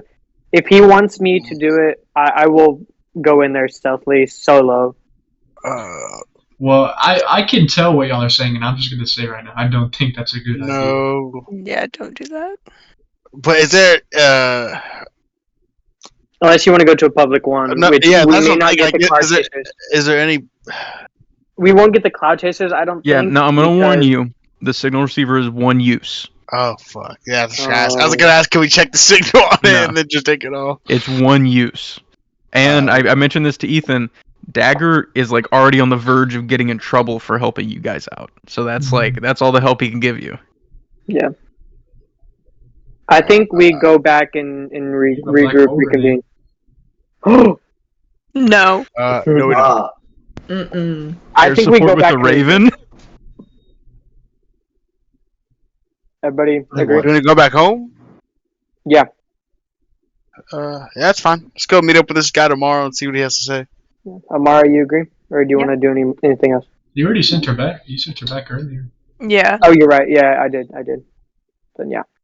Wait. But did you get the path, like the path thing? Yeah, he did say. Yeah, he said they're fairly frequent, and he didn't say anything about like weak points. But I don't think we're taking. You didn't see many weak points. I will say, in the time you watched, it seemed like the guards rotate like every 2 hours or so. Not because they get tired, but I think as you were watching. Well, no. I think as you were watching, you noticed the blue liquid in their packs was depleting really quickly. Mm. Blue liquid. So I'm assuming that's their like radios almost. That would be my assumption. Can I get a vibe check on the radio if it's like a radio or if it's like a powering something else? I'm gonna say because you rolled that 21 insight earlier. This says that the object has nothing to do with radios. Whatever that blue liquid is that's being pumped into there, that's being pumped straight into their body. Something is mechanically augmenting them physically. Oh fuck, that's even worse. Nobody cared what I was till I put on the map. The Bane, oh my god. Yeah, More it's than similar to Buckner. Bane, but like blue plasma. But they Yeah, seem to eat through it really quickly. When I catch I- you, lizard. I think we So they're I think we juicy. go home. Alright, so they're juicing, Rowan. Let's get out of here. I was born in the darkness. You merely adopted it. Yeah, let's go. I was Alright, born so you guys skitter on back to Eugene's shop, not being caught, all that kind of stuff with a bunch of new information about this place. As you guys get back in and kind of dry off from the rain and the bad weather and everything, what's going on? What kind of plans are you guys making for the morning? I sit on the doorstep keeping alert just in case for about 30-45 minutes, just kind of. Yeah, you don't think it doesn't seem like anyone followed you. It seems like you guys for the most Okay. part played it smart and it didn't seem like anybody caught on. I'm gonna ask Rowan. I'm gonna ask him like, if we get these plans and stuff, are we doing this tomorrow? As soon as Yes. we get these plans. I think it's on a time crunch, and that's why he's waiting until tomorrow. So I think once we get the go ahead, we need to be ready. So I think we should ready ourselves for tomorrow. Yeah, I agree with Rowan. I want to save these people that are getting sold and bought and traded as fast as I can. And I like to relate to the group that this is me and Cedric's god is a dragon. Like, this is personal shit for us. My Drake could be there. Like, that's family. And if there's any chance, if y'all turn around, I understand, but I'm going in there No, with or without you. I don't want these people being sold or animals being sold off as much as you do. So I'm. You think I can keep one for myself? Just kidding, guys. Haha. JK. Do we have like a? Is there a little off topic? Is there like a Benadryl? I feel like all that message spell would hurt my head a little bit. Yeah, you definitely go find some headache medicine. Yeah, The here, purple powder? here. I got you. I got some purple powder. Not snuff powder. That's definitely not that. It's like BC. Can I take that now that we're back at Eugene's place? Can I take that? And You put wanna that in my take that? pocket? Yeah. All right, add 67 doses of snuff powder to your inventory. 67. Damn. Okay. Can I? Eugene's a fiend, while bro. everyone is like talking and stuff. Can I get a sense in the building about a Drake in the building? And our Yeah, I think I think even without a roll, like Eugene has a section of the shop that's dedicated to like draconic artifacts and items and books. Mm-hmm. Do I see an egg? Yes, there is a Drake egg there. Can I go to it and just Yeah, sure. just It's red. it's red? It's red. Is it in a glass or is it just like out? Yeah, it's in a glass case. It's kind of got like this velvet line. It looks like one of the Skyrim cases.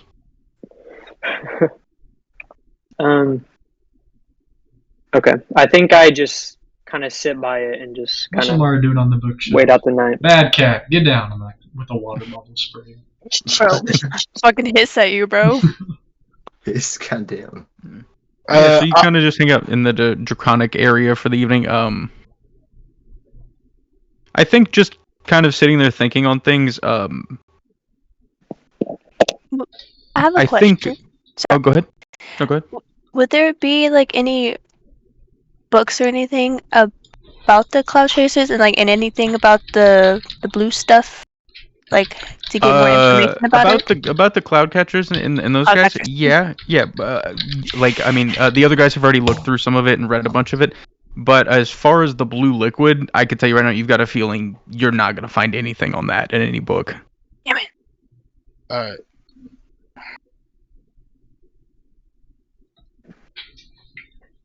But What time is it? By now, it's probably like 9 or 10 in the evening.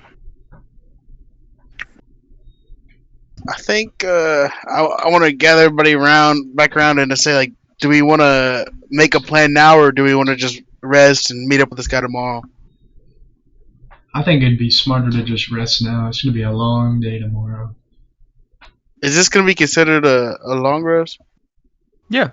We're going to Okay, sleep. so I'd have to redo my inspiring leader thing for the. Yeah, if you want to do it right when you wake up, that's fine. Yeah.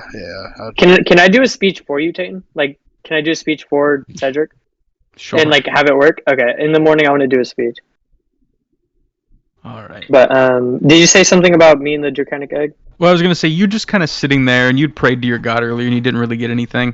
I do think that you don't get anything on your Drake, but you do actually come to one profound realization, only because you actually kind of guessed it earlier, and I usually like to reward that. Like, out of character, you kind of guessed it. Mhm. You don't think Crispin didn't give you the plans because he didn't want to. You think there's something magical about the basements where they keep the dragons to where he can't give you the plans until the day of, because it changes every day. I think I tell that to the group and go back and sleep near the Dark Knight. But I sleep with my dagger out. Sure. I'm going to sleep on this red velvet couch up here. Yeah, so Rowan conveys to you guys that he thinks that there's some magical kind of foolery going on with the basements down there.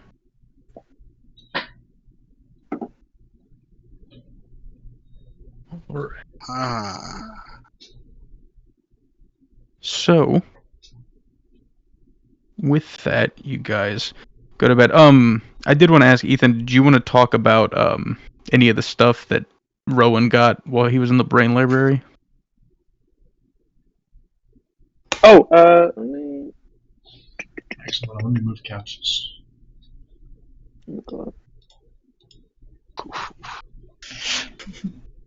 Sophia, get over here, girl.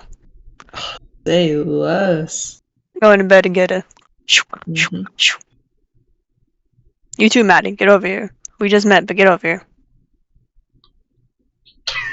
I'm on my way, Lucan.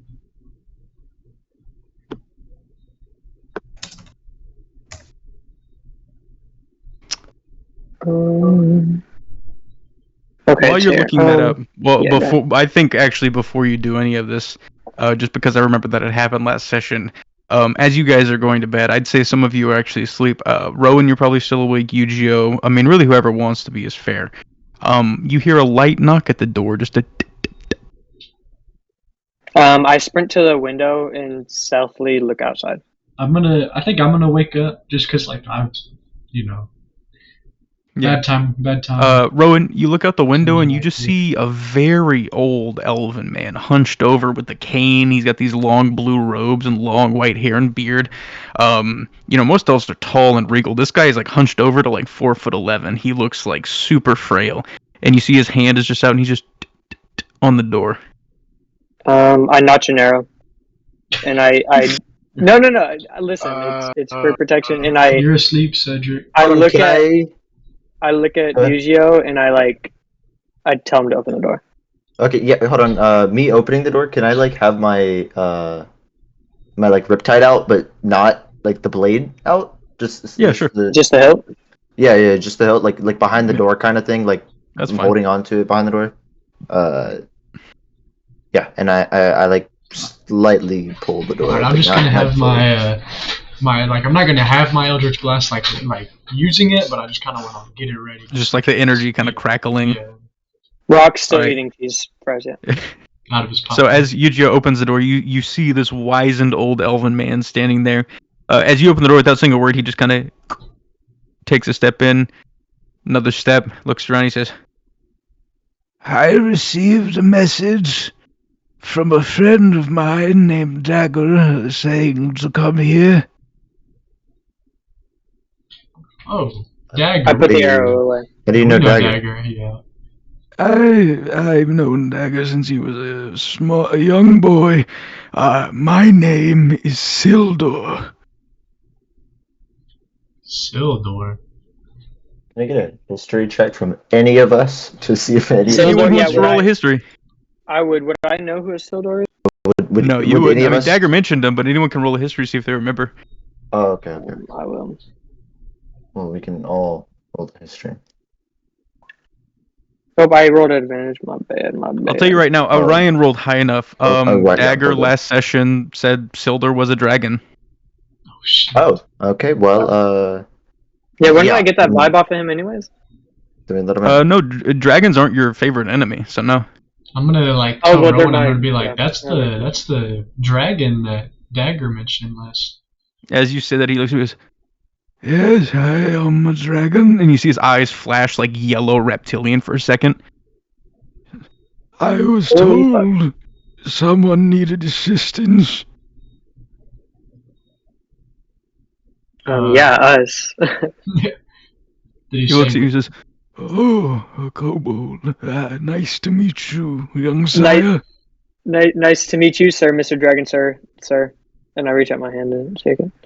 as you do, he reaches out his old wizened hand, and you see it actually turns into the clawed hand of a green dragon. I'm fucking gleaming and smiling. And I say, it's just such a pleasure to meet you. You like dragons, Ethan? My god is a dragon.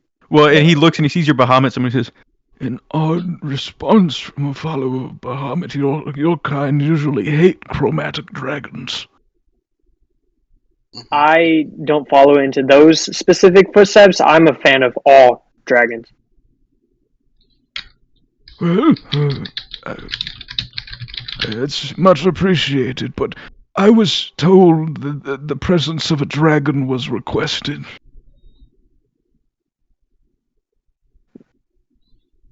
Yeah, we're actually. He's inside, right? I don't have to invite him. Oh, "Oh yeah, no, he Yeah, likes he's that inside. Okay. Yeah, we are actually trying to save a dragon right now. Our mission is to go into an underground merchant place, whatever the fuck it's called.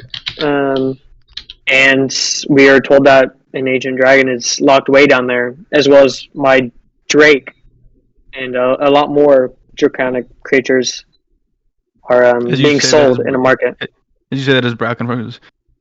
Sad to see it is slavery of my kind after so many years, but, is there any way I can be of assistance? I must warn what- you, I am far too old to fight. I understand completely. Any way you can assist us would be immensely helpful. Does he know about the dragon? I was gonna say, can we ask about like the dragon auction? Do we know about the dragon egg? Oh, the egg, yeah. Oh, The the Drake egg egg over there? Yeah. Well, drake eggs are pretty common. Oh. They're not full dragons. Does he know anything about auction? Oh, can I ask? Yeah. Are you asking if he like personally knows the dragon that you're supposed to free? Yeah. Yeah. Sure, The bronze. What is it? sure. bronze dragon? Yeah, it's a bronze dragon. Let me think. Let's make it a luck check, high or low. Low. Okay. He thinks from me and says, Not off the top of my head, but maybe if I had a name. I don't think he said a name. he did not. No. No, he said he was his friend. Yeah. Can you? I don't really know how, actual dragons work, but can you sense dragons, like your kind? Well, yes, I can smell others of my kind. I think that'll be helpful to kind of make sure, like 100% Well, yes, I can verify. tell you now there's only one other full dragon in this city. I smelled him upon my arrival. Okay. Well, that doesn't give us much. Or can you only tell if it's a dragon? Yeah, he's a full dragon. Okay. That's all he said. He says he smells a full dragon. At this point, I need to know who's awake and who's asleep. I'm awake. I think I am as it's us three. Those three. Does everybody else choose to stay asleep, or do you want to be awake? Oh yeah.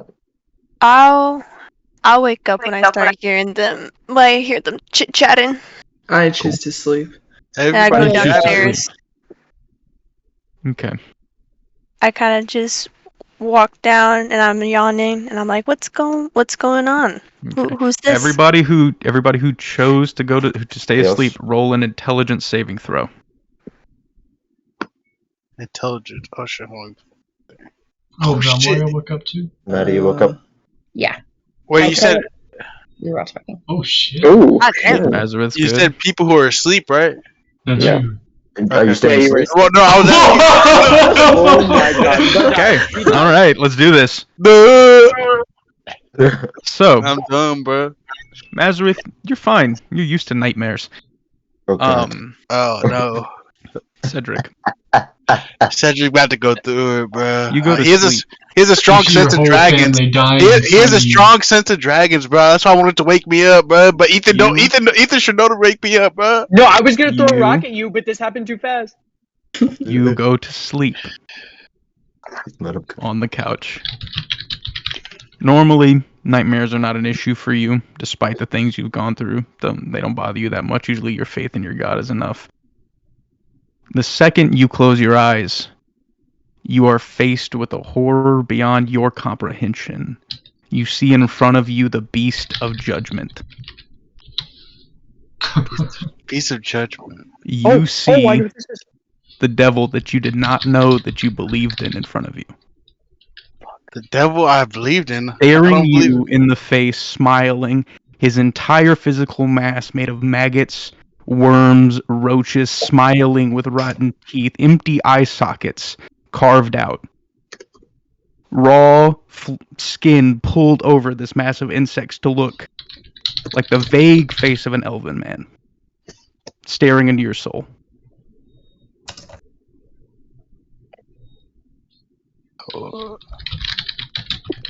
Can I like do something in my dream? You're frozen. You cannot move. You can only think. I'm thinking like, what's going on? Like, what am I seeing? Cedric starts to have a stroke. Can I see this? Roll a perception check. Did we take our long rest or no? No, not yet. We were interrupted. This is still the evening. Cedric, you take 14 psychic damage. God damn. On a 9, you do not see it. Anyone else who wants to roll a perception can't. Cedric is now foaming at the mouth, choking on his own vomit.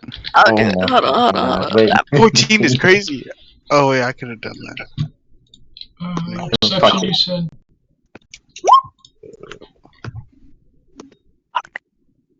Do they see it? I'll say a 13 is high enough. You guys hear choking behind you from the couch. Someone 13. Fuck, what do I do? Your ring? He has to put it on. Fucking put it on him. You know right now the most pressing thing is that he is choking on his own vomit. Can we flip him over Okay, so wait, he's wait, not wait, wait, choking wait, on his I- own vomit? I use my dimension door to teleport me and Rowan up there, and then I heal him with my ring. The ring won't work that way. Fuck. It has to be on But- you. But at least Rowan can heal him. Yeah, Rowan I can't can't. heal. We didn't take a But long rest. but again, healing is not going to solve the fact that he is I- choking on his own I vomit. He roll has him two wounds off. already. I roll him off of the couch onto his stomach. Okay. Wait, hold on. We gotta go up there. Oh, my Give me a healing bad. potion. Give me a healing potion. No, it won't help. I roll him onto his stomach, and then I pick up his arm, so that way he's not like face first, and I start patting his back, trying to Heimlich him pretty much. Valmoria, you see this happen. Out of everyone in here, you actually have the most knowledge of medicine. You see this individual has instantly been struck by some kind of horribly dark magic and that is currently trying to rip his soul out of his body. Do you want to do anything? Yeah, I'll do something. Okay, so you are able to run over. Go ahead and make me a medicine check with advantage. Okay.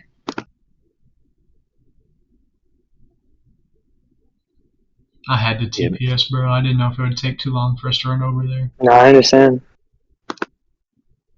A 22, very good.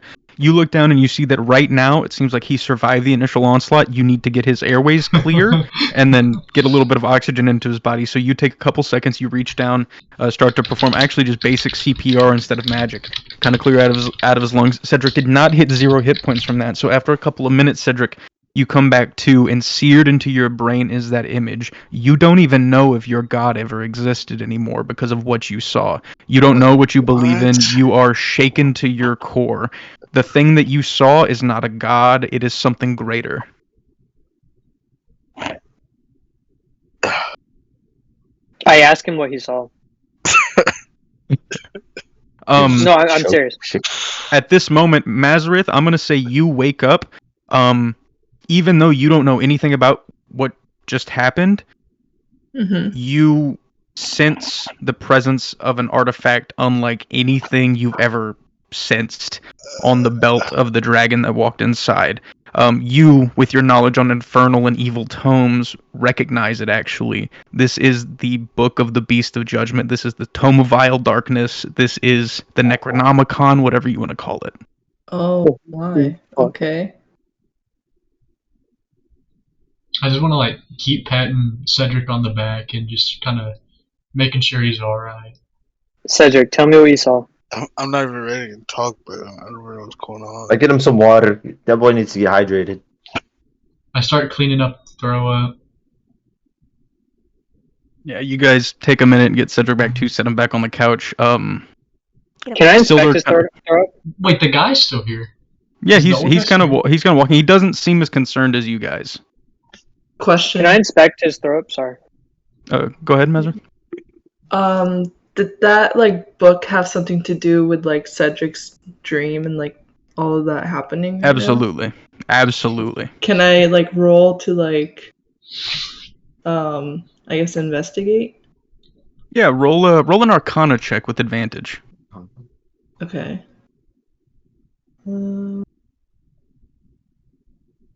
Okay, 23, very good. Again, you recognize that book, and you recognize that book is not like normal artifacts in this world. So, when it comes to magical items, especially of power, like of great, like evil power, the ones you can find depend on the plane of existence and where kind of in like the multiverse you are. The book on that dragon's waist, only one of those books exists in every reality that ever was. It is that powerful.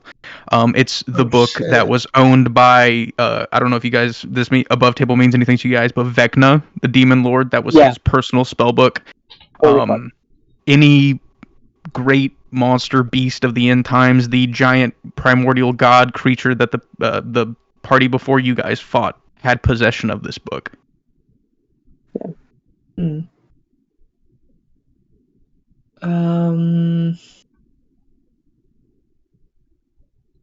it's this old dragon dude that has it? Mm-hmm. Yeah.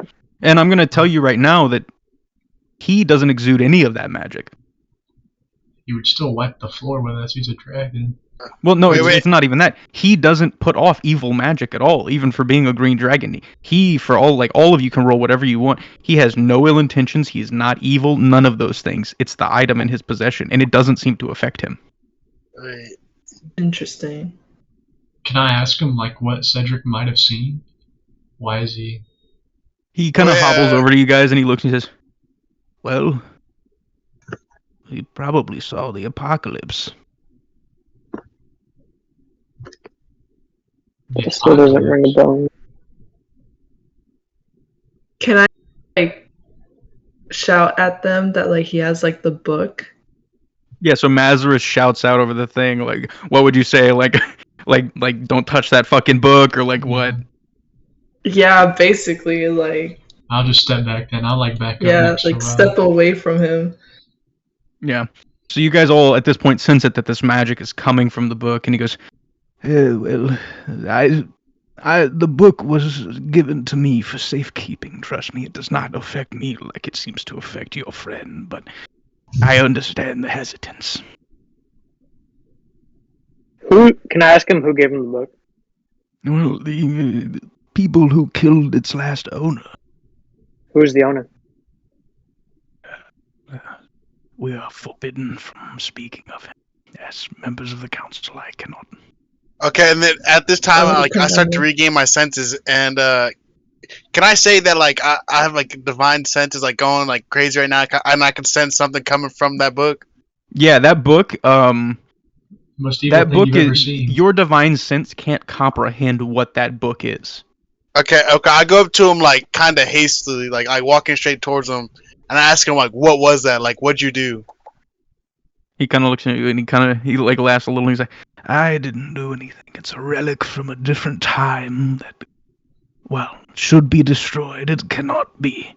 And it is my charge to make sure that it does not end up in the wrong hands again. I ask him, "Who was it that I saw?"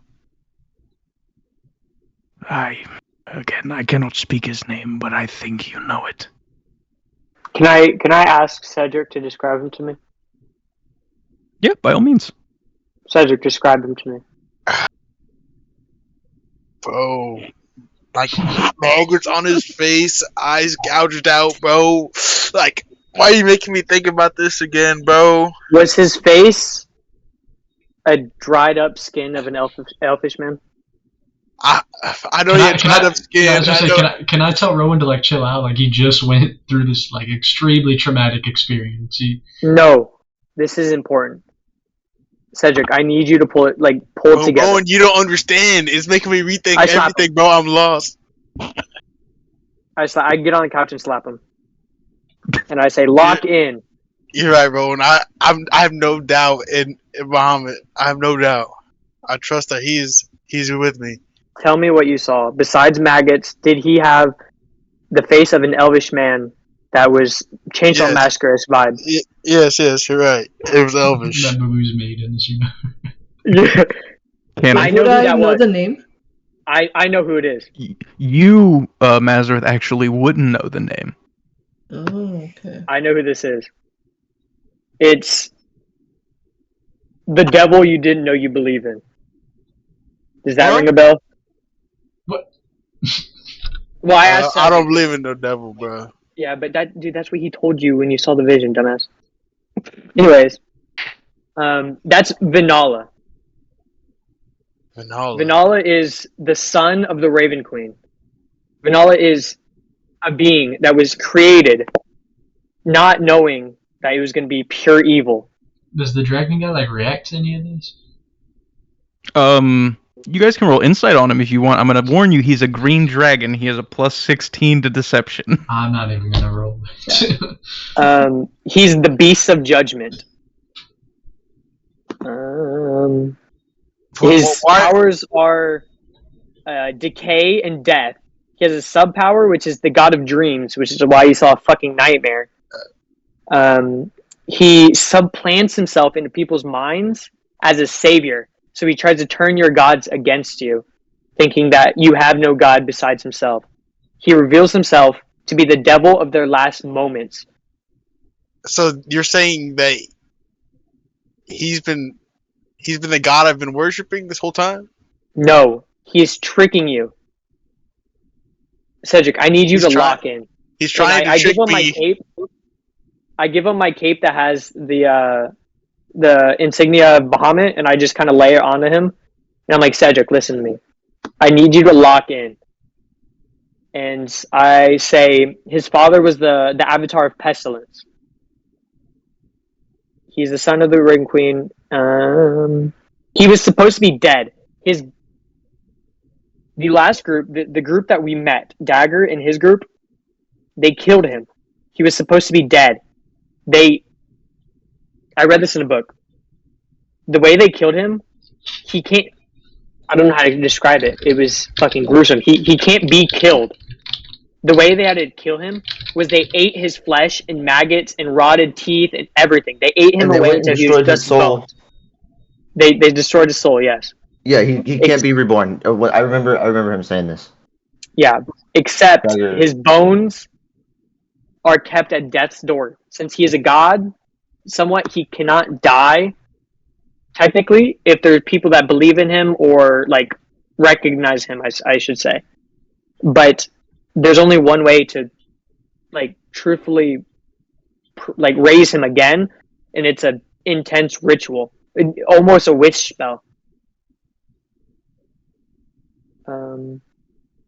Yeah, and to add to that, it's a specific like sacrificial ritual that includes a wish spell that has to be done on the ruby coffin where his bones are kept. Yeah. Yep. That. What was that word you said before death? Unsanctimous? What does that mean? Unsanctimonious. Yeah. What does that mean? So like the Raven Queen is like the moment of like she's the god of like the moment between life and death, like when somebody should die, honorable death, that kind of thing. Unsanctimonious death is like Suicide. Murder, suicide, stuff like that, like killing people before their time, stuff like that. Okay, I relay that for sure. He's also the god of like sightlessness, so like blind people, they can see him in their dreams, and that's how he gets a lot of his worshippers.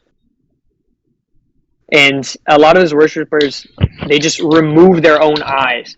So if you see blind people with like scratches and gouge out their eyes, that's majority is fucking people. Okay, I just want to say that I want to go ahead and pray and like show Bahamut I still believe in him. Like I want to. I guide you. Okay. Roll me a religion check with disadvantage. Oh shit, disadvantage. And guidance. Or guidance. A 2. So an 11. I think in this moment, Cedric thinks Bahamut may have forsaken him. Oh shit! I got a whole strong... All of your magic remains. You can still cast spells and everything like that. You don't feel any connection to your god. I hold strong. Just gotta... I call dagger. You call dagger? I call dagger. Okay. Give me a second. Dagger's playing Helldivers right now. God damn it, Dagger. He actually is. He is, yeah. Dagger, I need you, please, Daddy. I think I just keep, like, I have my hand constantly on Cedric, and I tell people, like, I'm like, give him space, please. Like, well, I need Sophie to keep on investigating this. So you call Dagger, and he instantly appears in a puff of smoke. You guys called? What's going on? Dagger, I'm sorry, democracy has to wait. I don't know what you're talking about, but go on. Vanilla is back. What? Yes, I saw him, bro. I saw him. Hold on. Explain. Okay. So we are Did now not eat meeting... that motherfucker 1,000 years ago just for him to come back. Listen. So we are now with the ancient green dragon, and you walked in with you the look fucking over and you see Necronomicon. Silder. He's like, "Hey, Dagger, how's it going?" Oh, hey, Silder, what's up? And Vanilla came, and Vanilla has 2 L's, by the way. Vanilla came into Cedric's dreams and did Vanilla shit, trying to turn him against Bahamut. And Cedric seized, and thankfully we stopped him from losing his soul. But he swears up and down in this moment, Metal, you remember Vanilla did the same thing to Cedric he did to you on that ship. So, to me, what that sounds like is something very similar that happened to me a very long time ago. He once tried to take over my brain, too. Didn't work, but he tried. What do we do? Well, if only Andros was here and not in the Feywild right now. You do remember, Metal, one what was an unexpected after effect of that whole debacle. You have to remind me what that was, because I personally don't remember at the moment.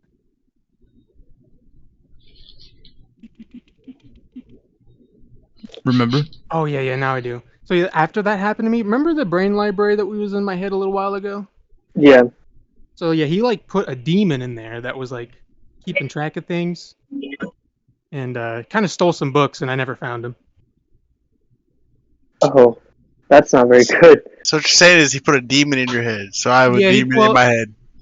There's a possibility. I mean, I don't know if you have like a brain library in your head or how any of that works, but there was a demon in my head. She was kind of rude. We got her out of my head, and then she was like kind of all right after that.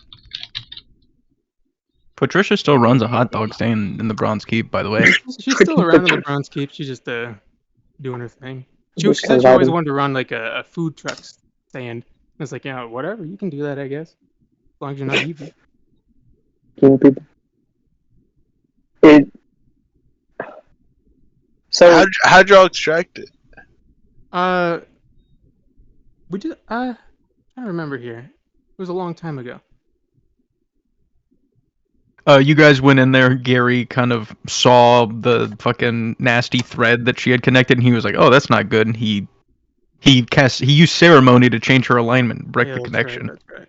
Yeah. So basically, my friend's like he's a real smart guy with the cleric stuff, and he said no more of that in your brain, and he took her out. Wait, I think I have the spell ceremony. If you can cast ceremony, that's essentially what they did. The way they did it was not at all actually how it was like intended or like but they changed a demon's alignment so that she didn't have to work for her boss anymore. That's kind of crazy. So I can try it?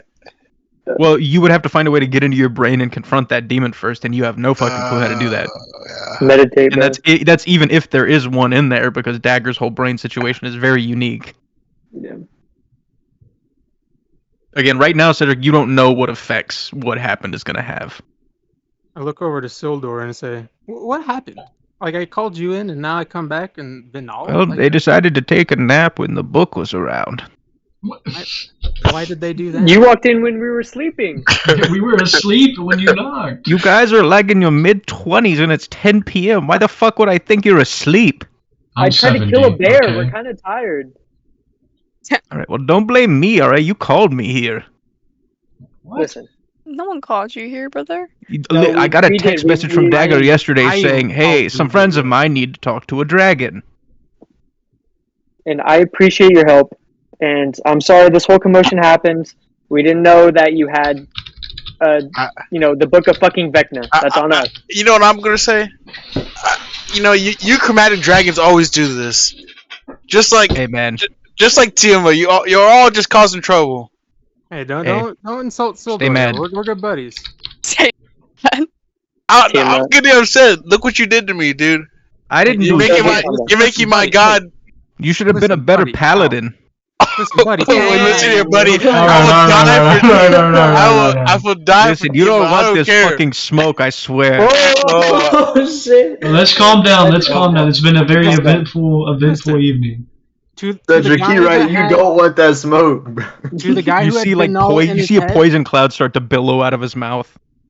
Listen, okay, guys, let's calm down. The little guy here, I have a thing to say. I had Vanilla in my head too once. You can get him out of there. I mean, we'll figure it out. It's not as bad as you think. But did he make you lose your oath? Did he make you lose your one connection, the most important connection in your life? No, because I wasn't religious. But so then, how can you tell me it's the same? You can't. We will figure it out. Do you have connections with your cleric buddy? Yeah, but I mean, he's like in the Feywild right now. Gary's actually not in the Feywild. Gary's on Mechanus. He's busy with the Deific Council. Yeah, Gary's currently busy with the Deific Council. His phone's on Do Not Disturb? I think so, I mean, you could text him, yeah, if you want to. I guess I could text him and like see what he wants, like if he has any tips or tricks. I'm sorry for calling you down here again, but how to get Vanilla out of your Wiki, how to get a demon out of my brain. He wrote it. Hey guys, in today's video, we're going to be talking about... Make sure to smash that subscribe button if you're trying to get Vanilla out. We can get at least 2,000 likes on today's video.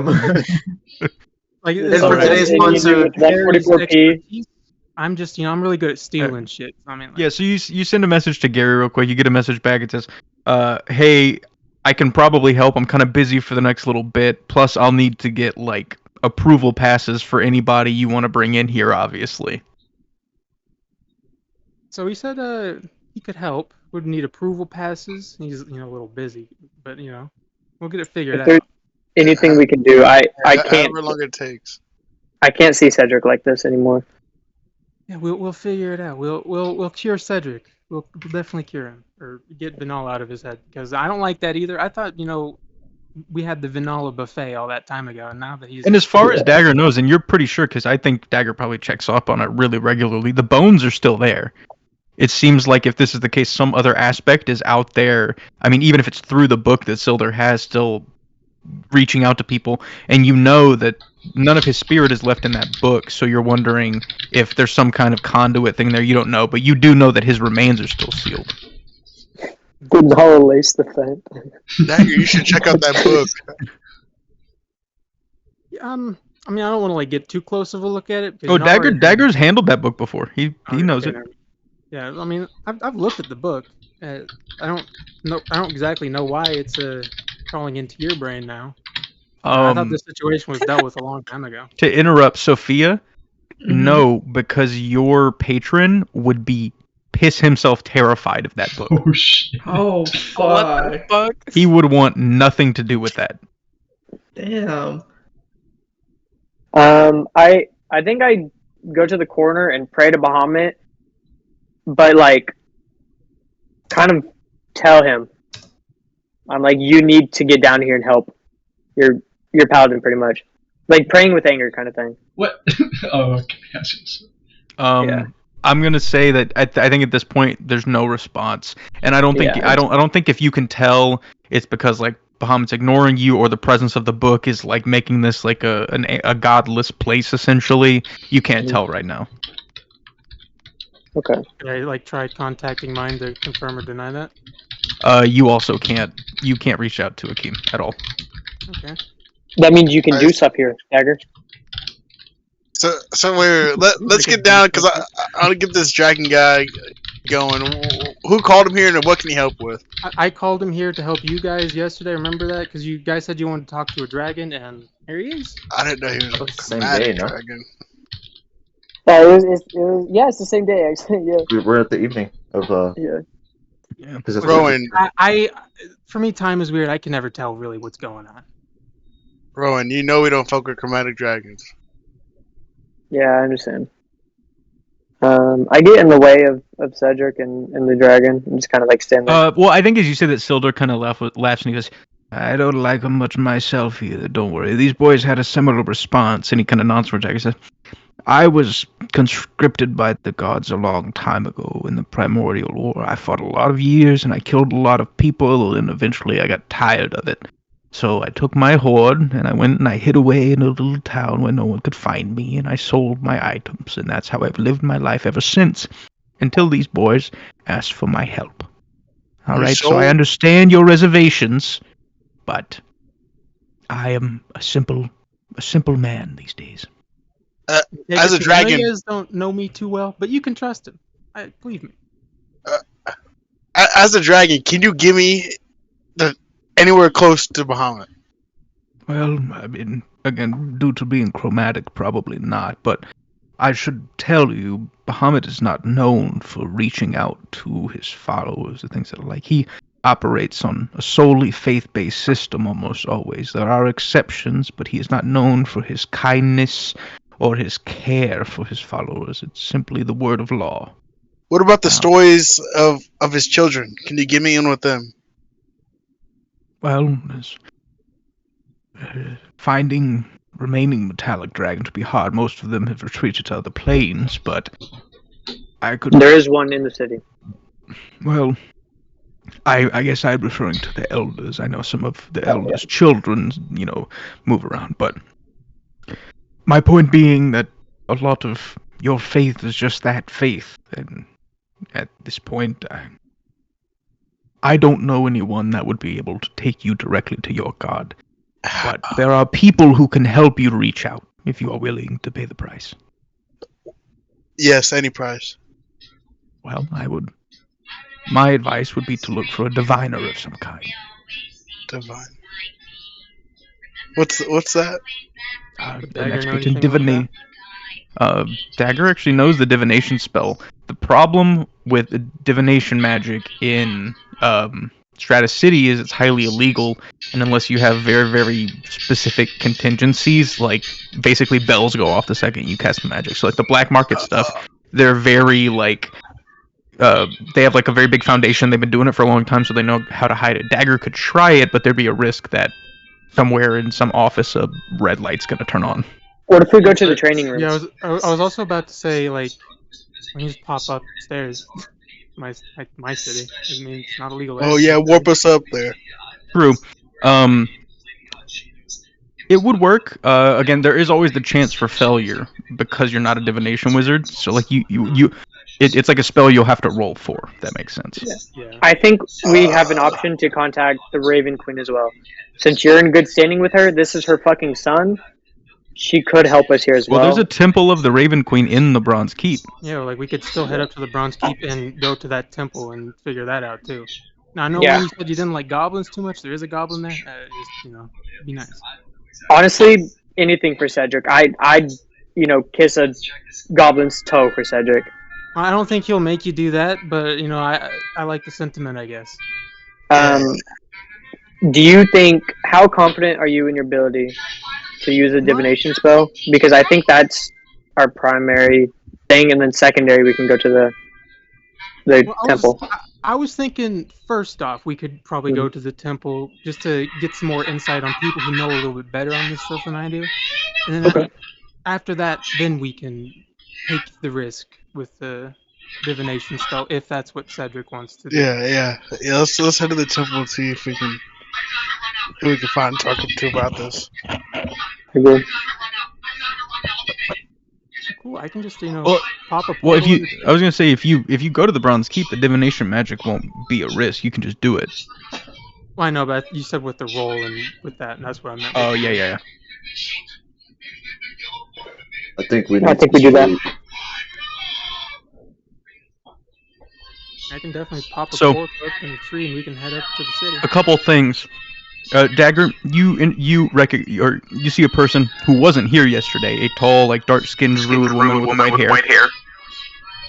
And Valmoria, in a matter of seconds, you saw a little gnome man with a bunch of knives and like little staff pop in, start talking to everybody, talk to the dragon man, and all of that play out as you're just kind of sitting there watching it. Got it. I don't recognize you from earlier, but I'm not gonna I don't know what's going on, but it's fine. She's nothing important. We don't have to worry about her. Hey. Little lizard man needs to be quiet. I pull out my dagger. Turn into a bear. Oh my God. We gotta go, Dagger. Let's just go. Dagger, did you like go to sleep or something? How many more charges you got on that? How many more charges you got on that, huh? Dagger turns into a much larger bear. And it just picks them up and takes them. Yeah, Please. like a bear that's bigger than Clive picks both of them up by like the scruff of their neck. All right, so you guys walk outside. Valmoria, you see this little gnome man start to practice some of the highest level druid magic you've ever seen. He walks outside to a tree, waves his hand, and you see the bark trying to rip open, and a golden portal appears that you can see through. And there's an entire metropolitan city on the other side. Okay. Well, let's step on through. I'll walk All you in. guys are used to this, but you're new. But you can say it anyway. Thank you. So you guys all step through back into the Bronze Keep, where you were yesterday.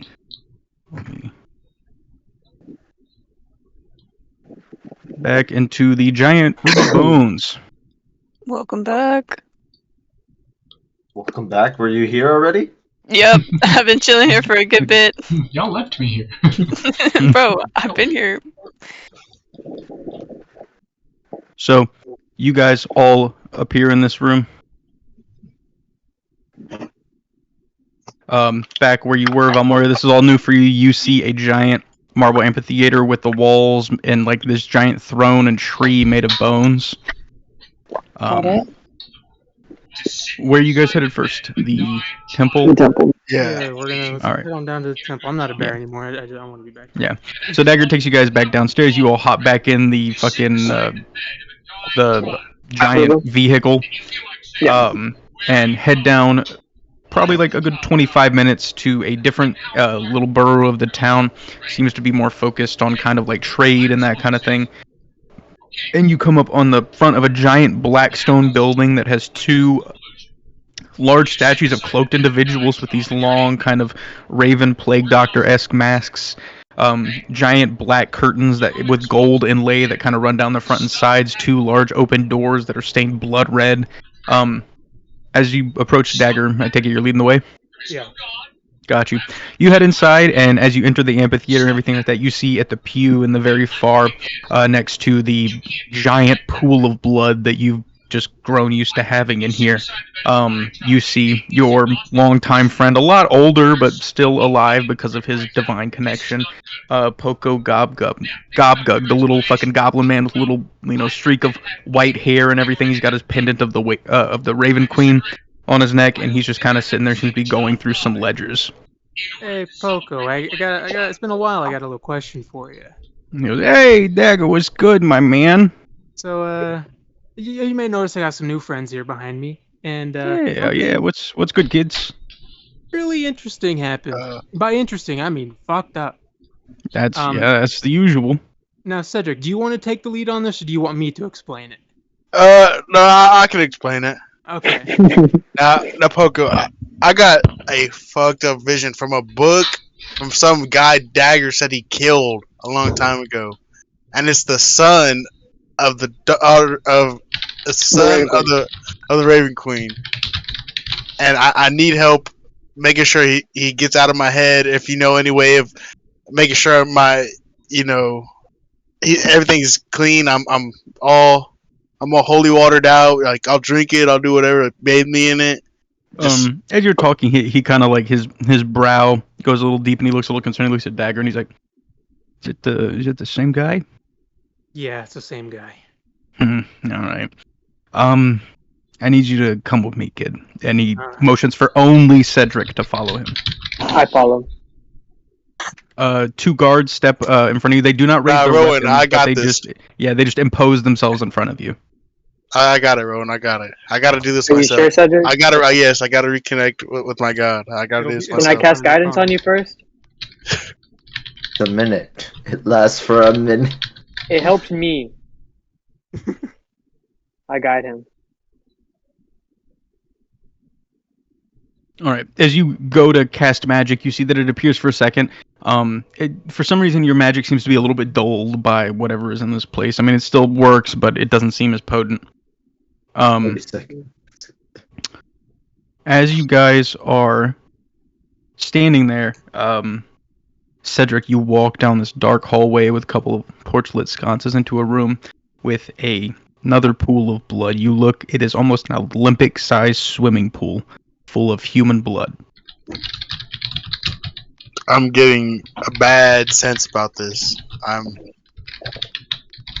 need to ask him what's going on. Where's he taking me? He goes, taking you right here, and he points to the pool. He's like, you came to ask questions. I can't answer them, but she can. And he nods his head towards the pool. You want me to get in there and talk to who? Her. I got a sense that Bahamut is telling me not to do this. My connection's weak, but I can still feel it. You do what you need to do, man. But this is how you talk to her.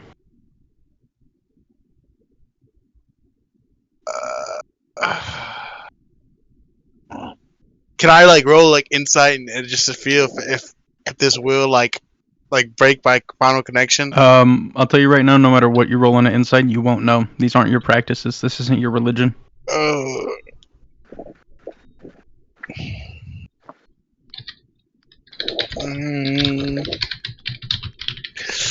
I can't do it. This isn't my practice. I don't mess with any of this stuff. Not with blood, not with nothing.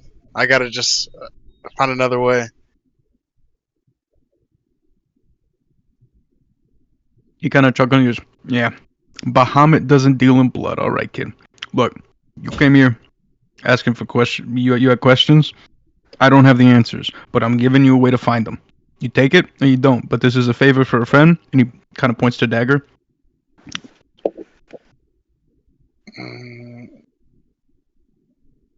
Dagger waves.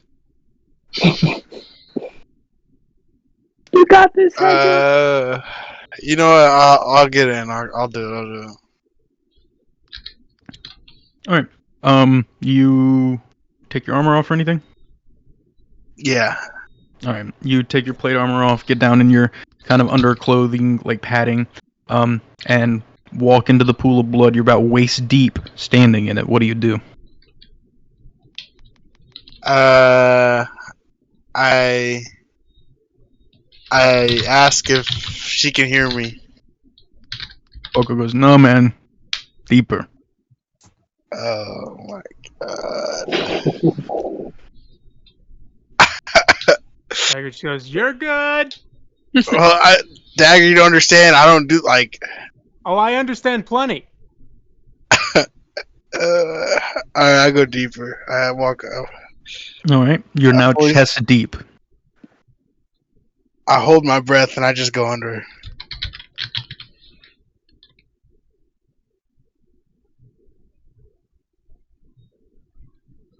All right. You hold your breath and you go under. Roll me a Constitution saving throw. Now, I want to remind you, you can always elect to fail a save. What does that mean? Like, what do you mean? You take the hit. Purposely, fail. You can choose to fail the save, just to not succeed. What do I see? Like the Constitution? Do I just click on Constitution? Yeah. Or I could fail. I could choose to fail it. Correct.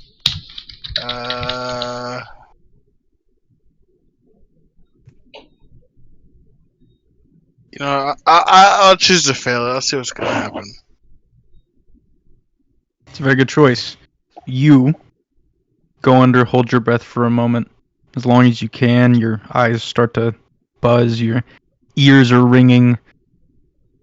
And eventually you just kind of realize, with most faith, it is a leap of faith. And you open your mouth and you take a big, deep breath of blood into your lungs. Oh my god.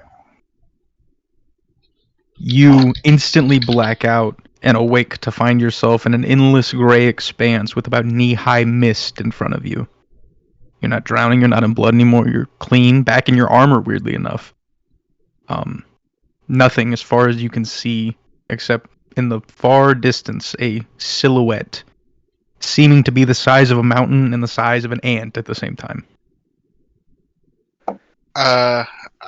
I reach out towards this, like I walk towards the silhouette and I kind of shout like excuse me.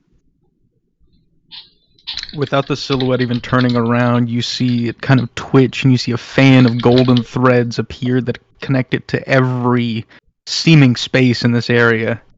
You hear a voice in your skull ring out. One question.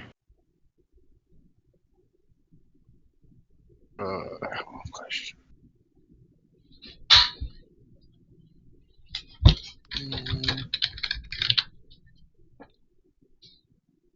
What do I have to do to restore me back to the way I was with whatever just happened to me? There's a slight pause. The head seems to twitch as if looking for an answer somewhere. You hear the voice come back. You will never be what you were again, but it is your charge to be greater. Was it your son's doing? If it was or wasn't, it does not change what is.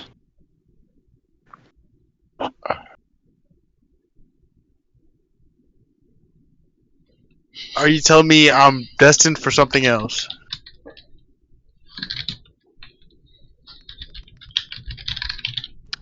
There's silence. No more response as the figure seems to walk away into the darkness.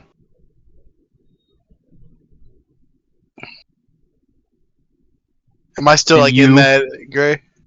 come back inside the pool, blood in your lungs. You pop to the surface, spitting it out. You're awake and alive again. Okay. Boko kind of looks over and goes, "You got there eventually, kid."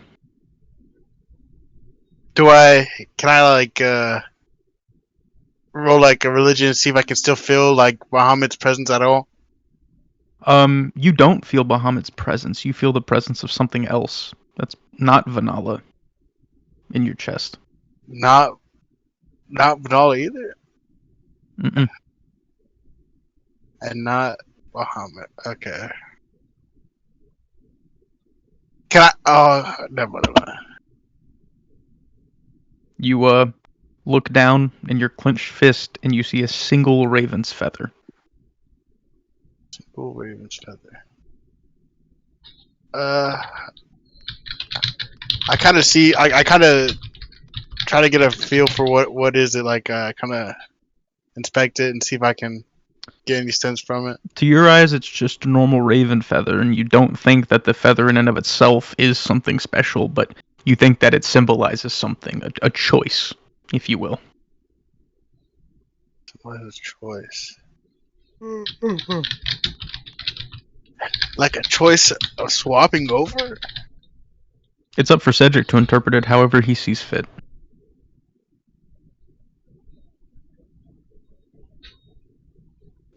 What's the guy's name that walked me down here? Poco? Poco? Yeah, I asked Poco, is there any other way I can talk to... What's the god again? Raven Queen? The Raven Queen again?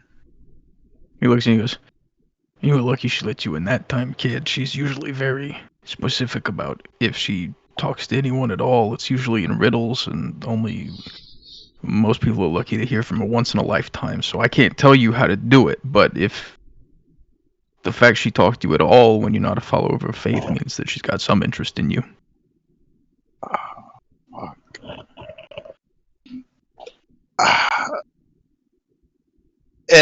Okay, well, this is like out of a thing, but do I still have, like, am I Oathbreaker now, or do I still have my...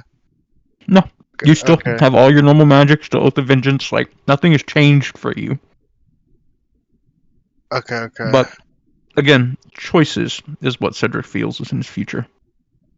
Choices. Okay, I kind of go back to everybody. Oh, I say thank you to Poco, and I tell him, like, I will be back.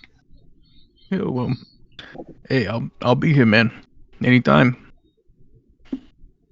And like I head back to everybody, and I say sorry about that. I had something I had to do. How was your first dive? The weirdest thing, Cedric is not covered in blood. This doesn't surprise Dagger. Doesn't surprise her. Dagger, I kind of look at Dagger, and he seems to kind of know about this, like, this ritual kind of thing I went through. And I ask him, like, have you done that before? Would have Dagger done that before? Just to... Himself? No, he's seen Gary do it a bunch. I've never done it, but I do have a close friend, the Raven Queen's champion, and I've seen him do it a lot of times. So. The Raven Queen's champion. So he's close to the Raven Queen. I would say so, yeah.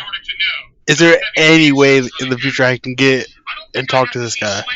I mean, I literally just contacted him earlier for you, and he said he'd be willing to help in some way, so yeah. Okay, perfect. I have a lot of questions for him. One thing I think Cedric clocks after the experience, you chose to fail that saving throw, which is very smart. You think choosing to fail that saving throw is the reason you got to talk to her, and you think to gain audience with the Raven Queen, one has to die. One has to die. So you think you just died for a second there.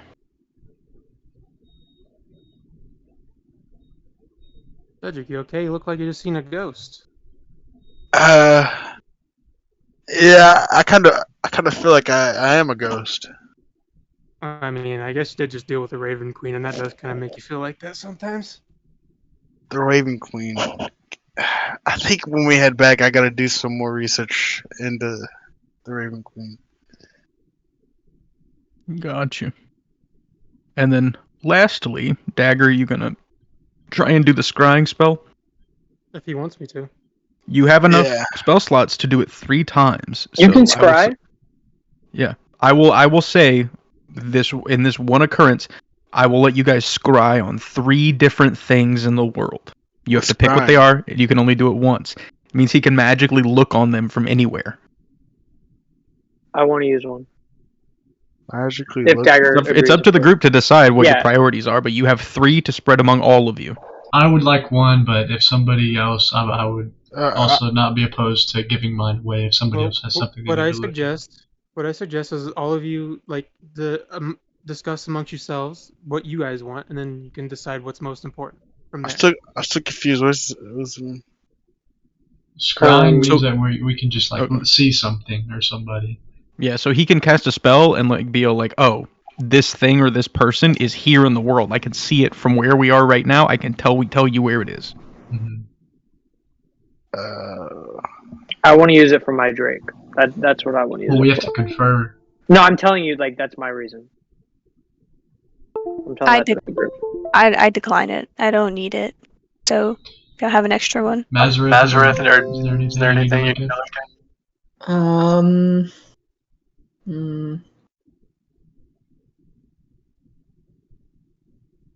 I don't think so.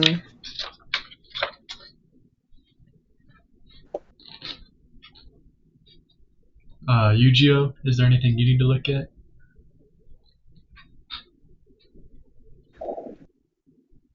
need to look at? Yu-Gi-Oh? So this scrying spell lets you see things? Yeah, if you know the name or the play, or if you know the name of an object or a person, you can name it, and then you can cast the spell to look upon them magically and find out where they are.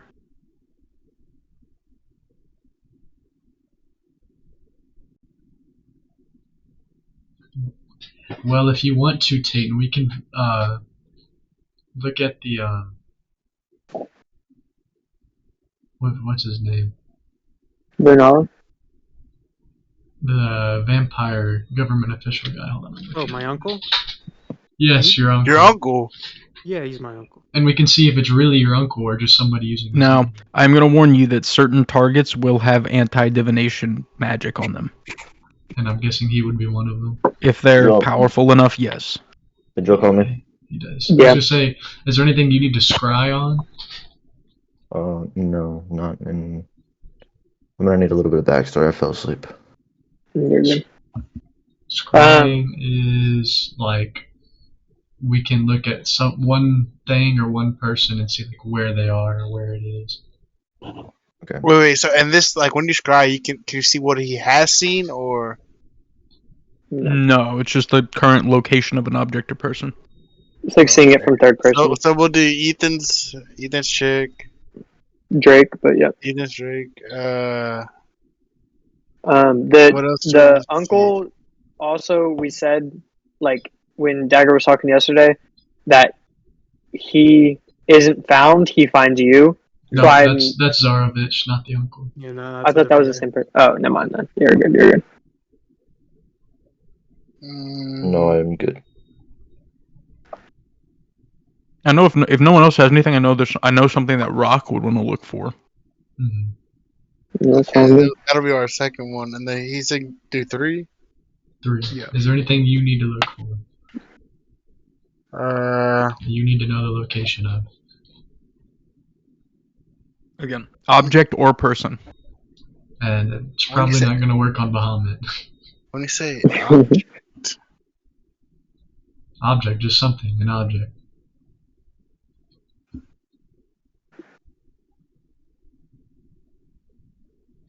oh, I know. Okay, I want to ask for a tower, or the tower. What is it called? The specific tower we need, like for that. I want to ask if we can find the scroll that, like maybe like secret radio tower, or like The private So- radio tower? that private radio tower. Do you want to scry and get the exact location of those towers? Yeah. Okay. Sure. So, And then I'm going to try... locations of the towers, I'll say you get pretty easy. Rock, I'll get his and I'll give him that information. And then what's the other one? Oh. Or it's the fuck. Drake. It was Rowan's Drake was one of them actually. Then, yeah, y'all got those two. I'll just... Well, we don't have to do rocks. If you have one you want to do here and now. Fuck, but Flip a coin. I don't want to Flip a fuck coin. Nathaniel over, but then like. Well, his if I, his isn't like super pressing. It's just something his character would want to do eventually. Yeah, flip But a coin. if I do it and it fails, like fuck. Try it, yo. Can I see where?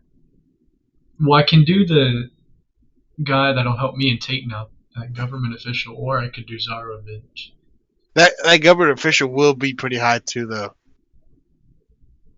Like Dagger's uncle. I can tell you that the uncle's gonna. The government Well, official's so is gonna be. Zarovich. Zarovich is gonna be the same, if not higher. Yeah, they're both gonna be tough. Now, this is just a thought to kind of help you out here. You don't have to scry on exactly those people. You can scry on people around them, like Orion. You could try and scry on like that old lady who did the card thing. Oh shit. The card thing. For Orion's backstory. Yeah. Oh. That's who I want to scry on. I want to see where she's at.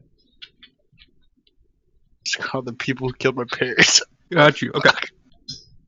So, we'll say for that. So, Dagger, I need you to roll me 3d20. You're just trying not to roll a 1. Okay, boss, you got it. Oh shit. That's none of them are 1. Cool. There you go. So, Orion, you are able to scry on this woman. You see her outside of what looks to be an orcish settlement. Oh shit. Rowan, That's on the map. you see Ember, your Drake, in a cage seemingly surrounded by dozens of other small cages. Okay, so he is in the market. Does he And see then- like what building we're in? No, because scrying is like a somewhat centralized thing, but he's able to see that it is some sort of trading sale thing. Mm-hmm. And then as far as the towers, you guys get a pretty good read on the 3 individual towers on top of that Cloudcatcher building. Okay. And do you think we'd be able to scout it and see if any of them are easy? I think from the access? scrying, you can tell even now the guard cover is so high most of the time that it would be hard pressed to get in with any kind of group. Like to get something on there, it'd have to be like a one person who's very good at sneaking job. Hey, we have someone just like that. That's me. That's I. In and out. If we really want to do this, it has to be in and out, and we need to try. I don't know if we want to even try that. That's the thing for tomorrow, though. Yeah. Well, Dagger, thank you for Again, thank you for everything. Yeah. I Yeah. mean, of course, we appreciate anytime. I Yeah. got nothing really else going on. So. Wait, This I get this that. won't get you in trouble, will it? I don't think so. You know Thank you, you're Mr. B. you're skirting the line, but this is about the extent of what you could do for them at the moment. Wait, Ethan, I kept that Raven thing. I kept it in my pocket. I kept the Okay. Raven feather in my Yeah. pocket. Raven feather. And Okay. as Dagger opens the tree and returns you guys back and everything like that, you got anything to say? Alright. I mean, like, I feel like I can probably come around and like give advice or talk whenever you need me to. I mean, there's some things I obviously can't do. Like a lot of your battles, you're gonna have to fight on your own unless it's like some really, really big deal shit that I have to get involved in. Like Vanilla. What? Or Vanilla, sorry, not Vanilla. Like Vanilla. Yeah, I feel like Vanilla would probably be within the wheelhouse of what I can probably get involved with. I'll keep in touch. I feel like And Dagger, you know that to be true as long as whatever Vanala's doing has extra planar consequences. If he's trying to do something that only affects the material, you wouldn't actually be able to help. you just have to get some proof that, you know, or I do anyway. Any of us have to get proof that, you know, he's doing more than just things in this realm. It's got to be extra planar as well. Then I can get involved. Okay. When it comes to my uncle, though, I can take care of that because that's personal business, and that's definitely A-okay. He wrote that into his God clause. He's like, just in case. That's funny. All right, and then I want to ask him one thing before he leaves. Sure. Do you have like a warp key we can use for just us to get to your city, or? Would I have something like that? No. No? I mean, the only reason you get in and out so easily is because of your high level magic. Yeah, I mean, like, no, I don't. I mean, Okay. it would be cool, and obviously, if it was like an easy way into the city, I would just let you in. Yeah. No. I mean, you can always come by airship. You can come by airship if you want. We're broke. But yeah, That's fair. I did buy you guys a lot of things yesterday. Airship. that was a dub. You think if somebody could fly, they could fly up to it, Oh, yeah, you probably. I don't know. like a bird? I mean, yeah, like a druid with you can. Like, Okay. I don't know how big of a thing she can turn into, but Not that big yet. no, not that big yet. But Alright. And as you guys head back to Eugene's shop one more time, that's where we're going to end the session for tonight, because I feel like everybody has plenty of stuff to think about. Yeah. I feel like we've talked about an orcish settlement. We have. I'm just gonna. It's in Rock's backstory. Rock's not an orc. No, but it's in his backstory, I'm fairly certain. And it's also called the Crucible. I'm assuming. I'll be right That's not for sure, Mhm. but